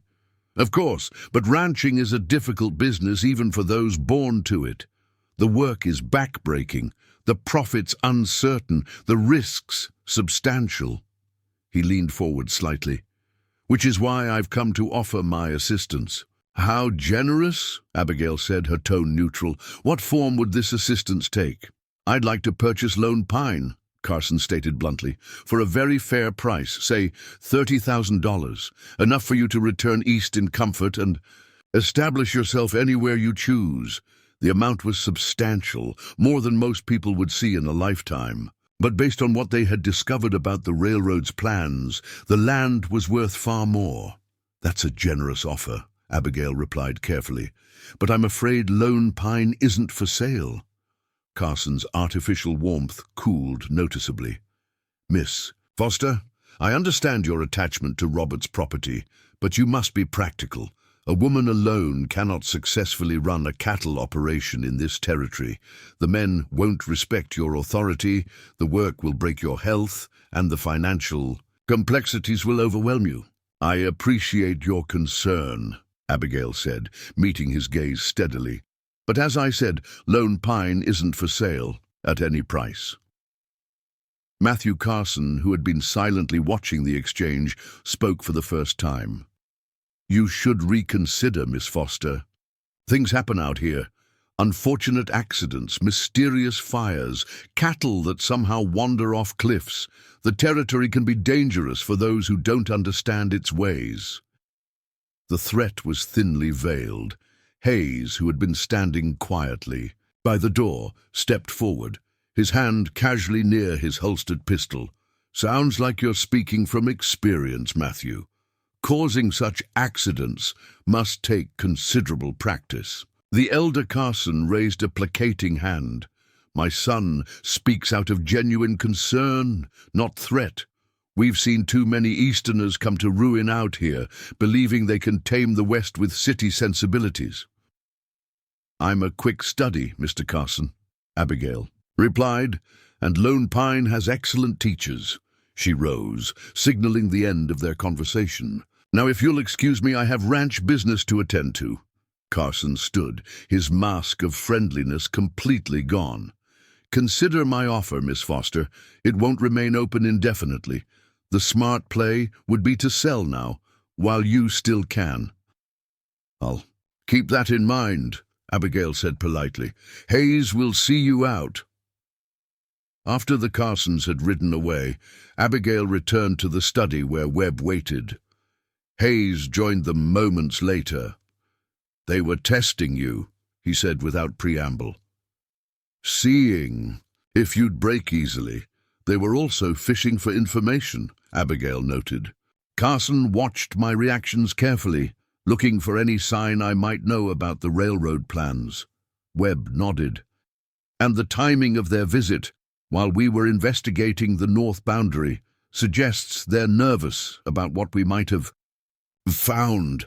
Hayes leaned against the desk, arms crossed. We need to figure out who's feeding them information. Every move we make is being reported. It has to be someone with access to schedule information, Webb reasoned. Someone who knows when. We're leaving the ranch, where we're going. That narrows it to the senior hands and Mrs. Winters, Hayes said grimly. Everyone else gets their assignments, not the overall plan. The thought that one of the people they relied on most heavily was betraying them was deeply disturbing. Abigail moved to the window, watching as ranch hands went about their afternoon duties in the yard. We need to be strategic, she said finally. Set a trap to identify the informant. How? Hayes asked. By feeding different information to different people and seeing which version reaches Carson. Abigail turned back to face them. Meanwhile, we need to secure these railroad documents and get them to Jefferson Grant. They're evidence of motive for whatever happened to Robert. Webb carefully extracted the papers from their hiding place. There's something else we should consider, he said hesitantly. The railroad will still want right-of-way access through Lone Pine, regardless of who owns it. These surveys show it's the most direct and practical route, meaning we have leverage, Abigail realized. The very thing Robert was trying to use before he disappeared. It's dangerous ground, Hayes warned. If Carson killed once for these plans, he won't hesitate to do it again. Abigail studied the survey map, running her finger along the proposed route. Carson doesn't know what we found today. Let's keep it that way until we can use it to our advantage. They were interrupted by a commotion from the yard. Raised voices, the sound of horses arriving at speed. Hayes moved quickly to the window. Riders. Coming in fast, he reported. Ethan and two others. Something's wrong. They hurried outside to find Ethan dismounting, his face pale beneath his tan. Fire! He gasped. East pasture. Carson's men set the grass burning. Wind's pushing it straight toward our grazing herd. Hayes snapped into action, shouting orders. Men ran for horses, grabbed tools, prepared water barrels for transport. The response was immediate and well-practiced. Clearly not the first time. Lone Pine had faced such a threat. They must have gone directly from here to set it, Webb muttered. Escalating already. Hayes swung into his saddle. Miss Foster, stay here where it's safe. Webb, organize the second wave of men. We'll need everyone we can spare. Abigail watched them ride out, dust billowing behind as they raced toward the distant smudge of smoke now visible on the horizon. The Carsons had wasted no time moving from threats to action, a clear message that her refusal to sell would have consequences. Standing in the yard of what was now her ranch, watching men ride toward danger to protect her property, Abigail felt a surge of mingled guilt and determination. She had inherited this conflict along with the land, and people were risking their lives because of her decision to stay and fight. Mrs. Winters appeared at her side. It's not your fault, the older woman said, as if reading her thoughts. They've been looking for an excuse. If you'd agreed to sell, they'd have found some other way to force the issue.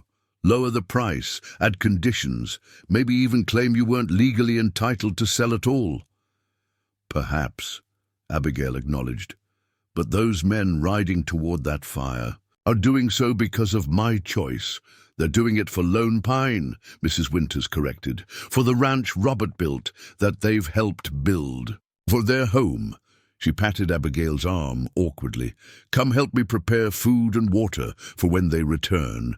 They'll be exhausted and smoke-stained, needing care. As she followed the housekeeper inside, Abigail glanced back at the ominous cloud now clearly visible to the east. The conflict she had stepped into was rapidly escalating from veiled threats to open aggression. And somewhere, watching and waiting, was the traitor within Lone Pine itself, reporting their every move to the enemy. The game had changed. Carson had shown he was willing to destroy valuable grazing land just to intimidate her. What would come next if she continued to refuse his offers? And more importantly, how could she protect the people now, depending on her leadership, while searching for the truth about Robert Sullivan's fate? The answers would have to wait. For now, there was a fire to fight. The first of many battles to come in the war for Lone Pine Ranch. Night had fallen by the time the firefighters returned to Lone Pine, their faces blackened with soot, clothes singed and reeking of smoke. Abigail and Mrs. Winters had prepared food, water, and medical supplies, working together to tend to the exhausted men as they staggered into the yard. Hayes was among the last to return, his expression grim beneath the layer of ash that coated his features. How bad? Abigail asked, handing him a dipper of water. He drank deeply before answering. Could have been worse. We got there in time to redirect it away from the main herd. Lost about 50 acres of good grazing land, though. And the men? Burns, mostly minor. Miller got the worst of it, trying to save a calf that had been separated from the herd. Hayes rolled his shoulders, clearly aching from hours of battling the flames. We found coal oil cans at the point. Of origin. No pretending this was accidental. Abigail helped him to a seat on the porch steps, bringing a plate of food that he accepted gratefully. Carson's men? Has to be, Hayes confirmed between bites. 2 riders were spotted heading back toward Double C land right after the fire started. Ethan nearly caught up to them, but they had fresh horses. They sat in silence for a moment, watching as the ranch hands slowly dispersed to the bunkhouse. In too exhausted for their usual evening socializing, the ranch seemed unnaturally quiet, the normal sounds of night dulled by the weight of what had happened. They'll escalate from here, Hayes finally said. Carson isn't known for subtlety once. He decides to take action. The fire was just the opening move. Abigail nodded, having already reached the same conclusion. We need to move quickly then. Tomorrow I'd like you to take those railroad documents to Jefferson Grant in Riverside. Meanwhile, I'll ride to Silver Creek and send telegrams to the county sheriff and the territorial marshal. A deliberately set fire is criminal activity that should warrant official investigation. Hayes looked skeptical. Sheriff Tate is firmly in Carson's pocket, and the territorial marshal is based in Helena, a 3-day ride. By the time any official help arrives, Carson could have done considerably more damage. Nevertheless, we need to establish an official record of what's happening, Abigail insisted. If we're going to fight the Carsons, we need to use every weapon available, legal as well as practical. And the informant? Hayes pressed. Every plan we make is being leaked. Abigail lowered her voice. I've been thinking about that. Tomorrow morning, I'd like you to loudly announce that you're taking a full contingent of men to the South Range to move the herd further from Carson's property. Meanwhile, you'll actually be taking the documents to Grant. Hayes nodded slowly, understanding her strategy. Misdirection? If Carson's men show up to interfere with the herd movement, we'll know the information was passed along. Exactly. And I'll tell different people about my trip to Silver Creek. each with a slightly different reason for going. Depending on what Carson says when he inevitably confronts me, we'll know which version he heard. For the first time that evening, Hayes gave a genuine, if tired, smile. Robert would have approved of your thinking, Miss Foster. He was fond of strategy. The comparison pleased her more than she cared to admit. Get some rest, Mr. Hayes. Tomorrow will be challenging for all of us. Morning brought a flurry of activity as Hayes loudly organized a group to head south, making sure his announcements were overheard by as many people as possible. Abigail, meanwhile, spoke privately with different senior hands, and Mrs. Winters, telling each a slightly different version of her plans to visit Silver Creek. To Webb, she mentioned needing to check on bank matters. To Miller, she spoke of filing formal complaints about the fire. To Mrs. Winters, she talked of purchasing supplies and sending letters east. And to Ethan Cooper, whom she increasingly trusted, she told something closer to the truth, that she planned to send telegrams to various authorities while making inquiries about the mysterious city man he had seen with Robert. By mid-morning, Hayes had departed with 3 men, ostensibly heading south, but planning to circle around toward Riverside once out of sight. Abigail changed into her most respectable traveling outfit. She had several now, having adapted her Boston clothes to better suit Montana's practical needs, while maintaining a touch of Eastern refinement. Ethan had been assigned as her escort to Silver Creek, a decision that raised eyebrows among some of the older hands who felt the young cowboy lacked the experience to protect the ranch owner. But Abigail had her reasons for choosing him, not least being that his description of the stranger talking to Robert might help identify the man if they encountered him in town. They were just preparing to leave when a ranch hand galloped into the yard. His horse lathered from hard riding. "Miss Foster," he called, dismounting in a cloud of dust. "Riders coming in from the east, at least a dozen, armed." Abigail's heart sank. Armed men could mean only one thing. Carson was done with subtle intimidation. "How far?" she asked, maintaining a calm she didn't entirely feel. 20 minutes, maybe less, the hand reported. "They're coming slow, not trying to hide their approach." Ethan looked to Abigail for direction, clearly torn between his assignment to escort her and the new threat. Should I ride for Hayes? Abigail considered rapidly. Hayes was likely miles away by now, carrying vital evidence. Calling him back would not only delay getting the documents to safety, but would alert the informant that the supposed cattle movement was a ruse.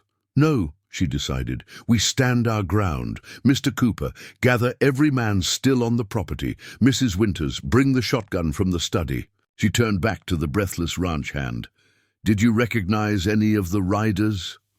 Carson himself is leading them, ma'am. His sons are beside him. This was unprecedented. James Carson rarely did his own dirty work, preferring to maintain plausible deniability. For him to personally lead an armed force against Lone Pine meant he was escalating far beyond what anyone had anticipated. Within minutes, the remaining ranch hands, only 8 men, with several still recovering from fighting the fire, had gathered in the yard, armed with whatever weapons were at hand. Abigail positioned herself on the porch of the main house, Mrs. Winters' shotgun held confidently in her hands. She might be a city woman, but her father had taught her to shoot years ago, believing every woman should be able to defend herself. They didn't have long to wait. The thunder of approaching hooves soon filled the air, and around the bend in the access road came James Carson, flanked by his sons and followed by at least 10 heavily armed riders. They pulled up in a wide semicircle before the main house, a dust settling around them as an unnatural silence fell over the ranch. Carson himself nudged his horse forward a few steps, his weathered face set in grim lines. "Miss Foster," he called, his voice carrying easily across the yard.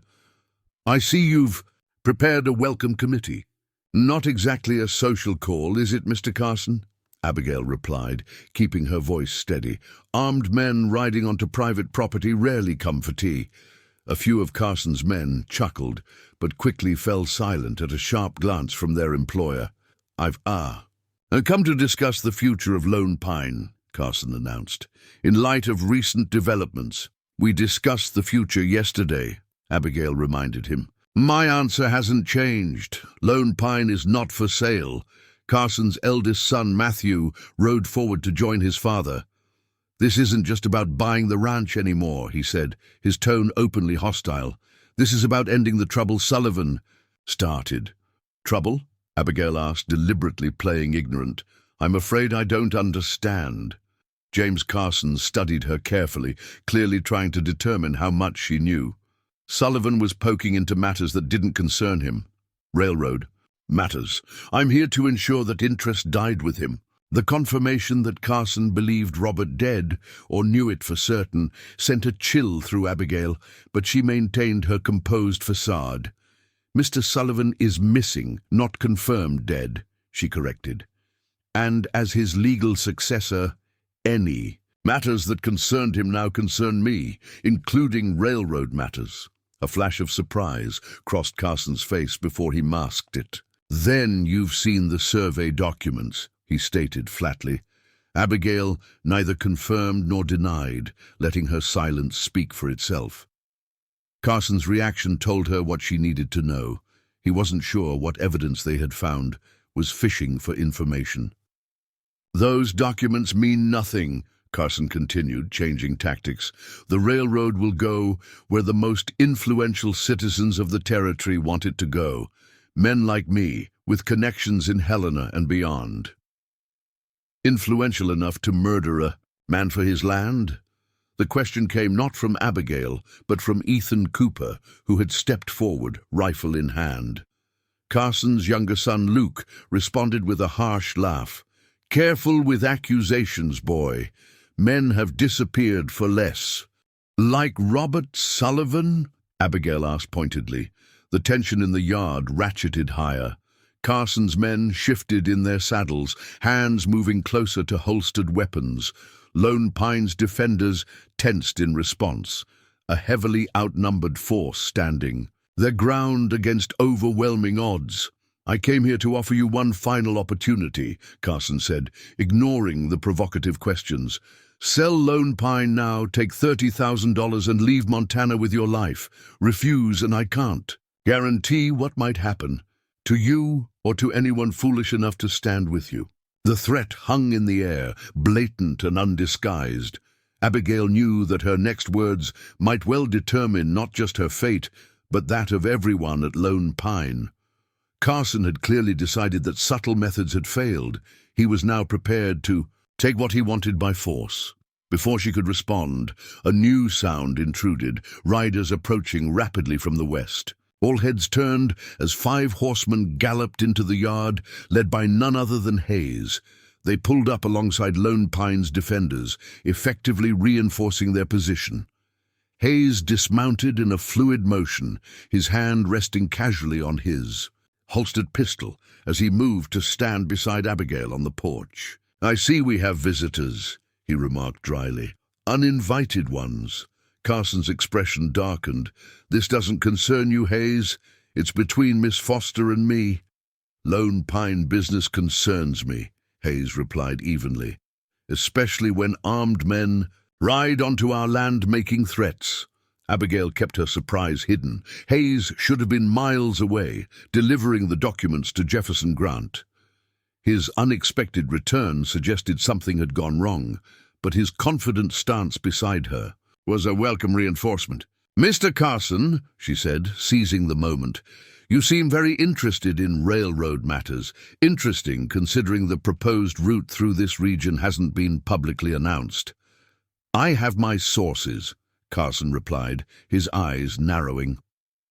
As do I, Abigail countered, including documentation of the Western Pacific's preferred route directly through Lone Pine's northern section, documentation that is now safely in the hands of authorities, who will find it very interesting that you're so determined to acquire this specific property ahead of the announcement.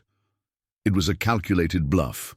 Hayes's presence meant the documents likely hadn't reached Grant, but Carson's reaction was immediate and revealing. His face flushed with anger, and he exchanged an alarmed glance with his eldest son.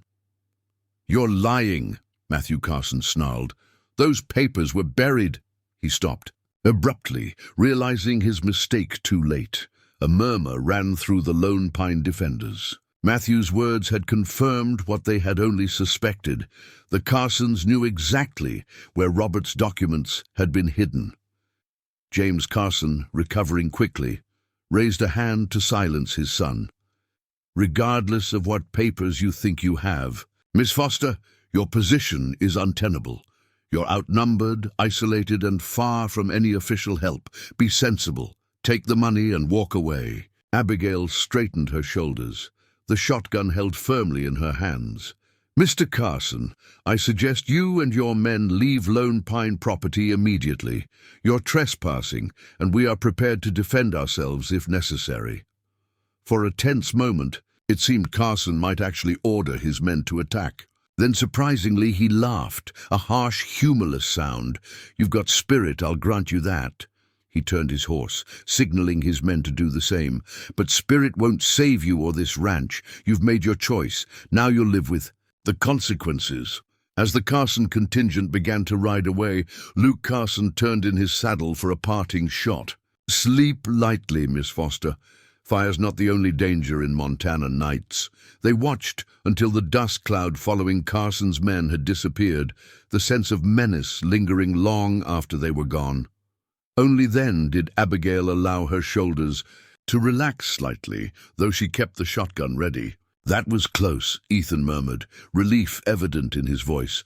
"Too close," Hayes agreed grimly. "And it's not over. Carson doesn't make empty threats." Abigail turned to him, questions in her eyes. "You were supposed to be on your way to Riverside. What happened?" Hayes guided her into the house, away from curious ears, with Ethan following. Once inside the study, he extracted the railroad documents from inside his shirt. "Ambush," he explained succinctly. 2 miles east of here. Carson's. Men were waiting along the trail to Riverside." "How did they know?" Abigail asked, though the answer was obvious. The informant had struck again. "I don't know, but they were specifically looking for papers, kept demanding I hand over Sullivan's documents." Hayes shook his head in frustration. "We managed to fight our way clear, circled wide, then heard from other hands about Carson heading this way with a force. Figured you'd need reinforcements more than Grant needed these papers right away." Abigail nodded, processing this new development. "We need to identify the informant. Today's events make that clear. If Carson knew both about your mission to Riverside and my planned trip to Silver Creek, it has to be someone high in the ranch hierarchy," Hayes agreed. "Someone who hears our planning discussions." Ethan looked uncomfortable. "That narrows it to senior hands or Mrs. Winters." "We can't rule anyone out," Abigail said firmly. "For now, we tell no one about the documents Hayes still carries. Instead, we'll spread word that they were successfully delivered to Grant before the ambush." Hayes nodded approvingly. "If Carson makes another attempt to intercept non-existent papers, we'll know the information came from here." Abigail turned to Ethan. "Our trip to Silver Creek needs to proceed as planned. Carson's show of force suggests he's growing desperate, which means we need official intervention more than ever." Night had fallen by the time all arrangements were made. Hayes had organized a watch rotation, with armed men patrolling the ranch buildings throughout the night. Abigail, despite protests that she should remain safely indoors, insisted on making a final check of the grounds herself, accompanied by Ethan. "You're not what anyone expected," the young cowboy remarked as they walked the perimeter of the main house, "including myself," Abigail admitted with a small smile. "A month ago I was cataloging books in Boston. Now I'm defending a cattle ranch against armed takeover. You're doing better than most men would," Ethan said sincerely. "The hands are talking. Even the skeptical ones are starting to respect how you've stood your ground." They completed their circuit, pausing at the edge of the yard where they could see the distant glow of lanterns from the bunkhouse. The night was clear, stars brilliant in the Montana sky, the air carrying the sweet scent of pine from the surrounding forests. "We should get some rest," Abigail said finally. "Early start tomorrow for Silver Creek." As they turned back toward the house, a flicker of movement caught Ethan's eye, a shadow where none should be, near the barn. He tensed, placing a protective hand on Abigail's arm. "Someone's by the barn," he whispered, reaching for his sidearm. Before he could draw, the shadow detached itself from the building and moved quickly toward them, too quickly to avoid. In the dim starlight, Abigail recognized Webb, the financial manager, his face tense with urgency. "Miss Foster," he called softly, approaching them. "I need to speak with you. Privately." Ethan kept his hand near his weapon, suspicious of this nighttime approach. "Whatever you need to say can be said in front of me," he stated firmly. Webb hesitated, then nodded reluctantly. "It's about the informant," he said, his voice barely above a whisper. "I know who it is." Abigail's pulse quickened. "You have proof?" "Better than proof. I caught them sending a message to Carson, a note delivered by one of the younger hands who didn't realize what he was carrying." Webb glanced nervously around the darkened yard. "We should discuss this inside." They followed him toward the house, Ethan still watching Webb warily. As they approached the porch steps, Webb suddenly stopped, turning to face them. "I'm sorry about this, Miss Foster," he said, his expression transforming from anxiety to cold determination. "But Carson pays better than Sullivan ever did." The sudden change confused Abigail for a crucial second, just long enough for Webb to draw a concealed pistol from beneath his jacket. Ethan reacted instantly, shoving Abigail aside as he reached for his own weapon. 2 shots cracked in the darkness, frighteningly loud in the quiet night. Ethan staggered, clutching his chest, his unfired pistol falling from his hand. Webb turned, his gun toward Abigail, who had fallen to the ground with Ethan's protective push. "Nothing personal," Webb said coolly, "just business. Carson wants those railroad documents and he's willing to pay handsomely for them." Abigail scrambled backward, desperately seeking cover that didn't exist in the open yard. "You've been working for Carson all along," she realized aloud, trying to buy time as shouts of alarm erupted from the bunkhouse. "You sold out Robert, told Carson about his movements, his plans." Webb shrugged, the gun steady in his hand. "Robert was a fool. Fighting Carson was never going to end well for him, just like it won't end well for you." He took careful aim, but before he could pull the trigger, another shot thundered through the night. Webb jerked violently, a look of surprise crossing his face before he crumpled to the ground. Behind him stood Mrs. Winters, a smoking rifle in her weathered hands. "Always knew he was a snake," she said grimly, lowering the weapon. "Ever since, Robert started suspecting a traitor." Abigail crawled to Ethan's side, pressing her hands against the wound in his chest, feeling warm blood seeping through her fingers. "Help!" she cried, looking toward the bunkhouse where lanterns were now bobbing as men ran toward them. "Ethan's been shot!" The next hours passed in a blur of activity. Ethan was carried to the main house where Mrs. Winters revealed unexpected medical skills, extracting the bullet and treating the wound with practiced efficiency. Webb's body was moved to the barn to be dealt with in the morning, and Hayes, alerted by the gunfire, organized additional guards, now that the identity of the traitor was confirmed in the most dramatic way possible. Dawn found Abigail sitting beside Ethan's bed, her clothes still stained with his blood, her face pale from the night's ordeal. Hayes entered quietly, carrying coffee. "How is he?" the foreman asked, handing her a steaming cup. "Mrs. Winters says the bullet missed his heart by an inch," Abigail replied, her voice hoarse from exhaustion. He's strong. With luck, he'll recover. Hayes nodded, pulling up a chair beside her. Webb, he said, shaking his head in disgust. I've worked alongside him for 5 years. Never suspected. He was good at his job, Abigail noted. Managing, figures, tracking finances. The perfect position to know everything happening at Lone Pine while appearing unremarkable. Carson will know by now that his informant is dead, Hayes said. He'll move quickly before we can get help from outside.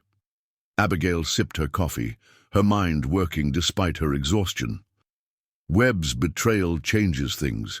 He must have been the one who told Carson about Robert's meeting with the railroad representative. Perhaps he even arranged it, and likely led Carson's men to Robert afterward. Hayes agreed grimly. A soft moan from the bed interrupted them. Ethan's eyes flickered open, disoriented but conscious. Abigail leaned forward, taking his hand gently. Easy, she soothed. You've been shot, but you're going to be fine. Webb, Ethan gasped, struggling to speak. He's the one. We know, Hayes assured him. He's dead. Mrs. Winters saw to that. Ethan relaxed slightly, then tensed again with a new thought. The city man I saw with Robert, he said weakly. Just remembered. Webb was there too, watching from the trees. Didn't think anything of it at the time. This new information sent Abigail's mind racing. If Webb had been present at Robert's final meeting, hidden and observing, it suggested a level of premeditation beyond simple betrayal. He hadn't just informed Robert, he had potentially orchestrated his disappearance. Rest. Now, she told Ethan, squeezing his hand gently, you've done more than enough. After he drifted back to sleep, Abigail turned to Hayes. We need those documents to reach Jefferson Grant today, and I still need to get to Silver Creek. Send those telegrams before Carson makes his next move. Hayes nodded decisively. I'll take the documents myself this time, with 4 armed men. We'll avoid the main trails, take the long route through the high country where ambush is nearly impossible. And I'll go to Silver Creek as planned, Abigail said, rising from her chair. But not alone. I want Mrs. Winters to accompany me. Hayes raised an eyebrow in surprise. The housekeeper, the woman who saved my life last night, Abigail corrected with a small smile.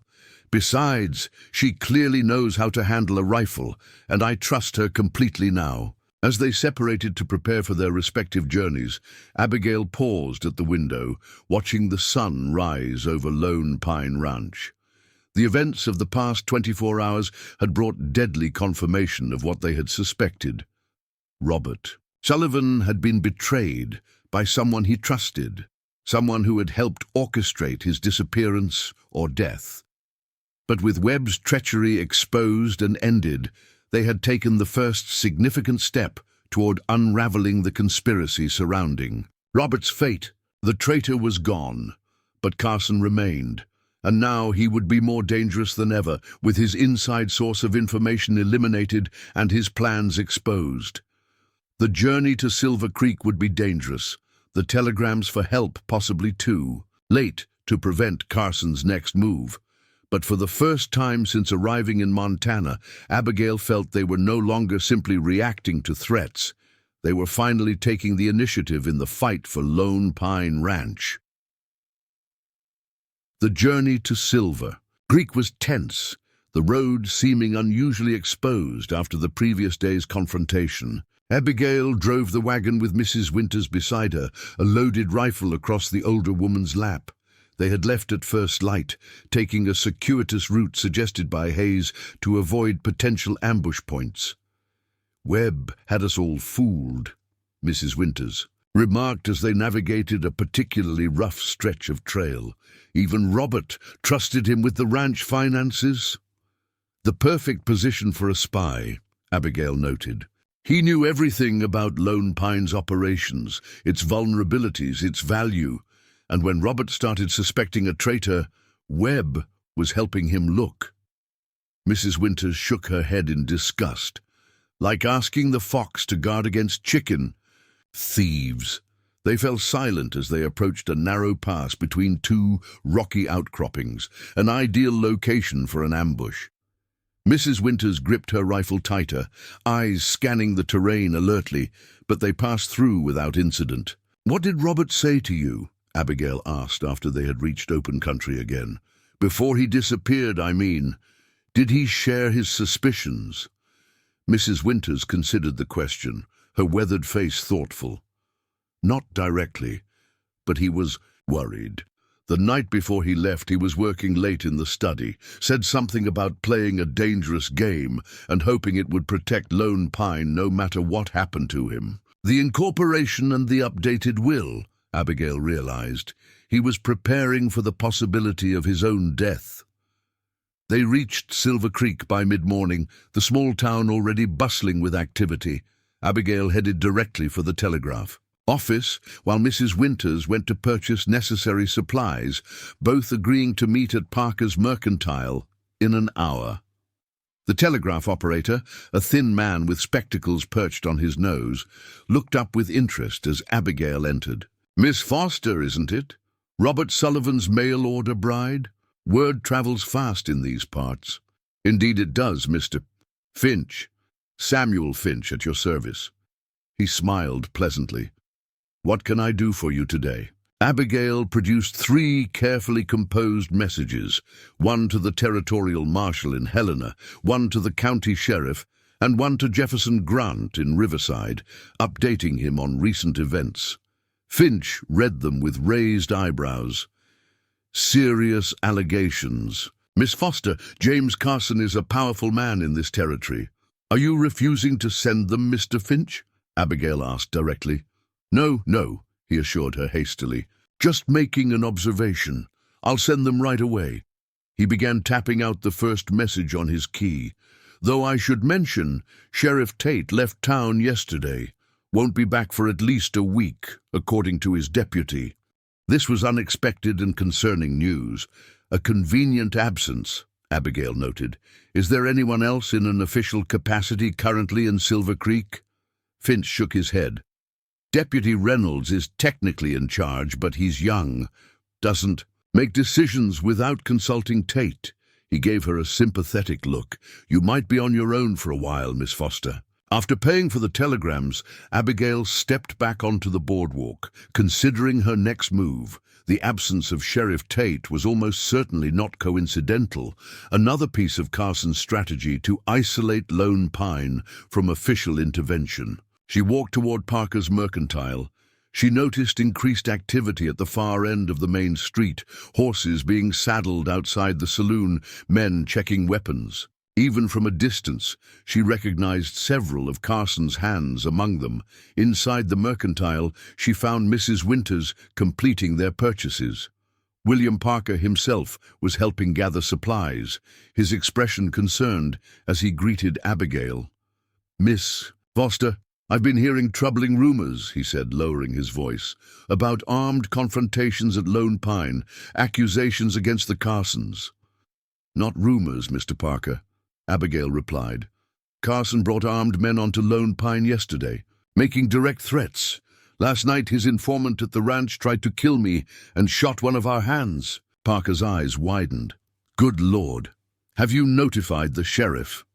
"Sheriff Tate is conveniently absent," Abigail said dryly. "I've sent telegrams to the territorial marshal, but help will take time to arrive, if it comes at all." Parker glanced nervously toward the windows, where Carson's men could be seen gathering down the street. Carson's eldest son, Matthew, arrived an hour ago with a dozen riders.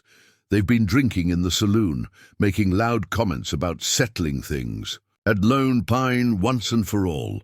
Abigail and Mrs. Winters exchanged alarmed looks. "We need to get back to the ranch," Abigail said urgently. "Carson may be planning another move against us." "They'll be watching the road," Mrs. Winters pointed out. "If Matthew's in town, his father and the others might already be positioning themselves near Lone Pine." Parker hesitated, then made a decision. "There's another way back, an old trapper's trail that cuts through the high country east of the main road. It's rough going, but your wagon could make it. It would bring you to Lone Pine from the east, avoiding any watchers on the main approach." "You'd help us?" Abigail asked, somewhat surprised. The shopkeeper had seemed decidedly neutral in his previous interactions. "Miss Foster, I've known Robert Sullivan for 10 years, Parker said firmly.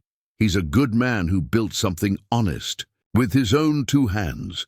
The way he's been treated, and now the way Carson's coming after you, it isn't right."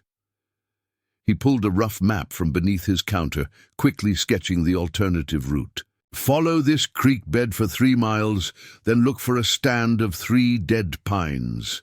The trail starts there." They loaded their supplies quickly, Parker helping carry sacks to the wagon while keeping watch for Carson's men. As Mrs. Winters climbed up beside her, Abigail turned to the shopkeeper. "Thank you, Mr. Parker. Your assistance won't be forgotten." He nodded grimly. "Godspeed, Miss Foster, and be careful. Carson doesn't take defeat well." They took a back alley out of town, avoiding the main street where Matthew Carson and his men were still gathered. The alternative route proved to be everything Parker had warned: rough, steep in places, barely discernible as a trail after years of disuse. But it served its purpose, allowing them to approach Lone Pine from an unexpected direction. By mid-afternoon, they crested a ridge that offered a clear view of the ranch below, and what they saw made Abigail's blood run cold. Smoke was rising from one of the outbuildings, and even from a distance, they could see armed men positioned around the main house. "Carson's made his move," Mrs. Winters said grimly. Abigail surveyed the scene, counting at least 15 riders in addition to those surrounding the house. Where was Hayes? Had he returned from delivering the documents to Jefferson Grant? How many Lone Pine hands were trapped inside? "We need to get closer," she decided. "Find out what's happening before we reveal ourselves." They left the wagon concealed in a stand of trees and proceeded on foot, using the terrain for cover as they worked their way closer to the ranch buildings. As they neared, they could hear shouting, James Carson's voice, amplified by anger, demanding that those inside the house surrender. From their vantage point behind a woodpile at the edge of the property, they could now see the situation clearly. Carson and his men had surrounded the main house, where it appeared Hayes and several ranch hands had taken defensive positions. The burning outbuilding was the smaller of the 2 barns, the fire apparently set to drive the defenders out of that structure and into the main house. "Where's Matthew?" Mrs. Winters whispered. "I don't see him or his men." "Still in Silver Creek or on their way here," Abigail surmised. "Carson's divided his forces, probably intending to catch anyone trying to escape or return to the ranch." They watched as Carson walked his horse closer to the house, staying just out of effective rifle range. "You're only postponing the inevitable, Hayes," he shouted. "I've got men watching every approach. No help is coming. Surrender now, turn over those railroad documents, and you can all ride out unharmed." Hayes's voice came back from an upper window of the house. "That's mighty generous, Carson, considering you're trespassing on private property, setting fires, and threatening people with guns. What would the territorial marshal make of that, I wonder?" Carson laughed. "Marshal Weber is 3 days' ride, away in Helena, assuming those telegrams ever reached him. By the time any official help arrives, this will all be over. Lone Pine will be mine, one way or another." Abigail's mind raced. Carson knew about the telegrams, which meant he had someone in Silver Creek reporting to him, possibly the telegraph operator himself. And he was confident no immediate help was coming. "We need to even the odds," she whispered to Mrs. Winters. The older woman nodded grimly. "I count 17 of them, 6 of ours in the house. Not good odds, even with the defensive position." "If we could create a distraction," Abigail mused, "draw off some of Carson's men, Hayes and the others might be able to push back." She studied the layout of the ranch, noting that several of Carson's men were positioned near the corral where Lone Pine's horses were kept. Another group watched the rear of the house, while Carson himself and 4 riders maintained position in front. "Mrs. Winters, how good are you with that rifle?" The housekeeper smiled thinly. "Good enough. What are you thinking?" If we could create confusion among Carson's men, make them think they're being attacked from behind. Abigail outlined her desperate plan quickly. They separated, Mrs. Winters circling wide to position herself near the undamaged barn with a clear line of fire toward the corral, while Abigail crept toward the main house, keeping to cover. Their timing would need to be perfect for this desperate gambit to work. When Mrs. Winters fired her first shot, the effect was immediate and dramatic. The bullet struck the ground near the corral, sending Carson's men ducking for cover, confused about the direction of the attack. She fired again quickly, this time striking a water barrel and creating a convincing impression of multiple attackers. Carson immediately dispatched 6 men to investigate the new threat, dividing his forces.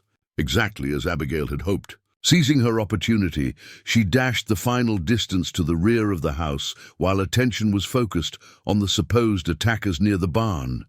"Hayes!" she called softly at the back door. "It's Abigail!" The door opened a crack, rifle barrel appearing first, then Hayes's surprised face. "Miss Foster, how did you—" "Never mind, get in, quick!" Inside, she found Hayes and 5 ranch hands, all armed, maintaining watch at different windows. They looked exhausted but determined, having clearly been under siege for hours. "Carson showed up right after you left for town," Hayes explained rapidly. "Started with the demand for those railroad documents, escalated to burning the small barn when we refused to surrender them. Did you get the documents to Jefferson Grant?" Abigail asked urgently. Hayes nodded. "Delivered them personally. Grant's already filed them with the county records office and sent copies to the territorial capital. Carson's too late to suppress that evidence now." Relief flooded through Abigail. At least that part of their plan had succeeded. "Mrs. Winters is creating a diversion by the north barn," she explained. "She'll draw off as many as she can, but we're still outnumbered." "Maybe not for long," Hayes said with a grim smile. "I sent 2 riders to neighboring ranches before Carson had us completely surrounded. Most ranchers around here may fear Carson, but they also respect property rights. Armed men laying siege to a legally owned ranch crosses a line." Outside, Mrs. Winters continued her one-woman assault, firing sporadically from different positions to maintain the illusion of multiple attackers. Carson's men were now scattered, their coordinated siege breaking down in the face of the unexpected. "Resistance. If we make a push now," Hayes suggested, "we might be able to break their containment. Force Carson to withdraw before reinforcements arrive." Abigail considered the risk, then nodded. "Let's do it. But I want Carson alive. He has answers about Robert's fate that we need." Hayes quickly organized his men, distributing ammunition and assigning positions. On his signal, they unleashed a coordinated barrage of fire, not aiming to kill, but to force Carson's men back from their positions around the house. The strategy worked better than they could have hoped. Already unsettled by Mrs. Winters' sniper fire from the north, Carson's men fell back in disarray when faced with the sudden, aggressive defense from the house.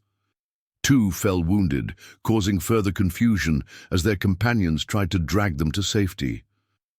Carson himself, however, didn't retreat. Instead, he spurred his horse directly toward the house, rage overcoming caution. As he approached, rifle raised, Abigail stepped onto the porch, Mrs. Winters' shotgun steady in her hands. "That's far enough, Mr. Carson," she called, her voice carrying clearly across the yard. Carson reined in, his face contorted with fury. "You!" he snarled. "This is your doing. A woman who should have had the sense to take the money and run." "A woman who wants answers," Abigail replied steadily. "About Robert Sullivan, about what happened at the north boundary marker. Something—" flickered across Carson's face, surprise perhaps or calculation. Sullivan was a fool, he spat, thought he could blackmail his way into a fortune using those railroad surveys. Blackmail? Abigail questioned, keeping the shotgun leveled at Carson, while Hayes and the others maintained firing positions, holding the remaining Carson men at bay. He discovered the Western Pacific's preferred route crossed Lone Pine, Carson said bitterly, threatened to expose their under-the-table land acquisitions unless they paid him an exorbitant price for right-of-way access. Would have ruined a very profitable arrangement I had with certain railroad executives. So you had him killed, Abigail? Stated flatly. Carson's expression turned calculating. I had nothing to do with Sullivan's unfortunate accident. If Webb took matters into his own hands to protect our arrangement, that was his decision. Webb didn't act alone, Hayes called from beside Abigail. He didn't have the stomach for direct violence. Someone else was at that meeting, someone who made sure Robert never returned. Before Carson could respond, the thunder of approaching horses drew everyone's attention. From the west came at least 20 riders moving fast toward the ranch. Abigail tensed, fearing Matthew Carson had arrived with reinforcements, but Hayes smiled broadly. Right on time, he said with satisfaction. As the riders drew closer, Abigail recognized neighboring ranchers among them, men she had glimpsed in Silver Creek, owners of smaller spreads surrounding Lone Pine. With them rode a tall man with a silver star pinned to his vest. Not Sheriff Tate, but someone with an unmistakable air of authority. That's Marshal Weber, Hayes explained quickly. Seems those telegrams got through after all. Carson's remaining men, seeing the approaching force, began to withdraw. Carson himself looked around wildly, realizing his position was rapidly becoming untenable. This isn't over, he snarled at Abigail, wheeling his horse around. Actually, Mr. Carson, I believe it is, came a new voice. Jefferson Grant rode forward from among the approaching group, a document case secured to his saddle. Marshal Weber has a warrant for your arrest on multiple charges: trespassing, arson, assault, and conspiracy in the disappearance of Robert Sullivan. Carson's face drained of color as the territorial marshal approached, flanked by grim-faced ranchers clearly ready to assist in enforcing the law. James Carson, Marshal Weber announced formally, you're under arrest. Surrender your weapons and dismount. For a tense moment, it seemed Carson might attempt to flee or even fight. Then, with a look of pure hatred directed at Abigail, he slowly lowered his rifle and slid from his saddle. As Marshal Weber's deputies took Carson into custody, Jefferson Grant approached Abigail and Hayes on the porch. The railroad documents proved decisive, the lawyer explained. Combined with witness statements about today's events and Webb's documented betrayal, we have enough to pursue full charges against Carson for conspiracy in Robert's disappearance. What about his sons?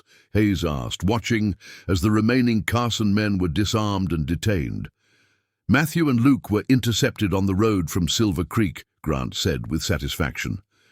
Apparently they were planning to join their fathers. Attack on Lone Pine. They're also in custody. The next hours passed in a whirlwind of activity. Statements taken, wounded tended to, damages assessed. By evening, a semblance of normalcy had returned to Lone Pine.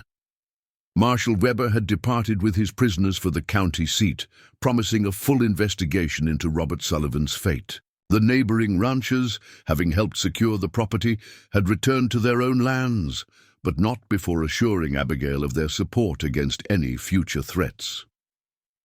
As night fell, Abigail sat on the porch of what was now truly her home. Watching the stars appear in the vast Montana sky, Hayes joined her, carrying 2 cups of coffee. "Quite a day, Miss Foster," he remarked, handing her a steaming cup. "Quite a month, Mr. Hayes," she corrected with a tired smile. "From Boston librarian to Montana rancher under siege." They sat in companionable silence for a moment, both processing the events that had brought them to this point. "What happens now?" Hayes finally asked. "Carson's in custody, the railroad documents are secure, but Robert's still missing." Abigail sipped her coffee thoughtfully. "Marshal Weber is organizing a thorough search of the ravine near the north boundary marker tomorrow. If Carson's men disposed of Robert's body there, they'll find it." She spoke calmly, though the thought brought fresh pain. "And Ethan's recovering well, according to Mrs. Winters." And Lone Pine? What are your plans for the ranch? It was the question she had been pondering since the confrontation ended. She had come to Montana to marry Robert Sullivan and build a life with him. Those plans had been shattered by his disappearance, but in their place something unexpected had grown. A connection to this land, to the people who worked it, to the legacy Robert had entrusted to her. "I'm staying," she said simply. "Lone Pine needs a steady hand. The railroad will still need right-of-way access, which will bring substantial compensation. And there's a herd to manage, buildings to repair, a future to plan." Hayes studied her with newfound respect. "The hands will follow you now. After today, there's not a man on this ranch who doesn't recognize your courage and determination." "Even though I'm a city woman who arrived looking for a husband?" she asked with a hint of wry humor. "You're the woman who stood against James Carson when most men wouldn't dare," Hayes replied seriously. "The woman who uncovered a conspiracy and fought for justice when it would have been easier to walk away. Robert chose well when he made you his heir." The mention of Robert brought a familiar ache to Abigail's heart. "I wish I had known him," she said softly. "The man, not just his letters." "You would have liked each other," Hayes assured her. "You have the same steel in your spine, the same unwillingness to back down when something matters." From inside the house came the sound of Mrs. Winters calling them to a late supper. As they rose to go in, Abigail paused for a final look at the ranch spread out before her, the repaired barn, the corrals, the bunkhouse where loyal men who had fought beside her now rested, the vast Montana landscape beyond. She had crossed a continent seeking marriage to a man she knew only through his words. Instead, she had found something she hadn't known she was looking for, her own strength, a purpose larger than herself, and a place where she truly belonged. Robert Sullivan was gone, but his legacy lived on through her and through Lone Pine Ranch. And in the weeks and months to come, as she built on the foundation he had created, Abigail Foster would honor that legacy with every decision, every improvement, every vision for the future of the land that had become her home. The mail-order bride, who had arrived to find her groom missing, had proven she didn't need a husband to lead. She needed only the courage and determination that had brought her west in the first place. And those qualities Abigail now knew with certainty she possessed in abundance. Up next, you've got 2 more standout stories right on your screen. If this one hits the mark, you won't want to pass these up. Just click and check them out. And don't forget to subscribe and turn on the notification bell so you don't miss any upload from us.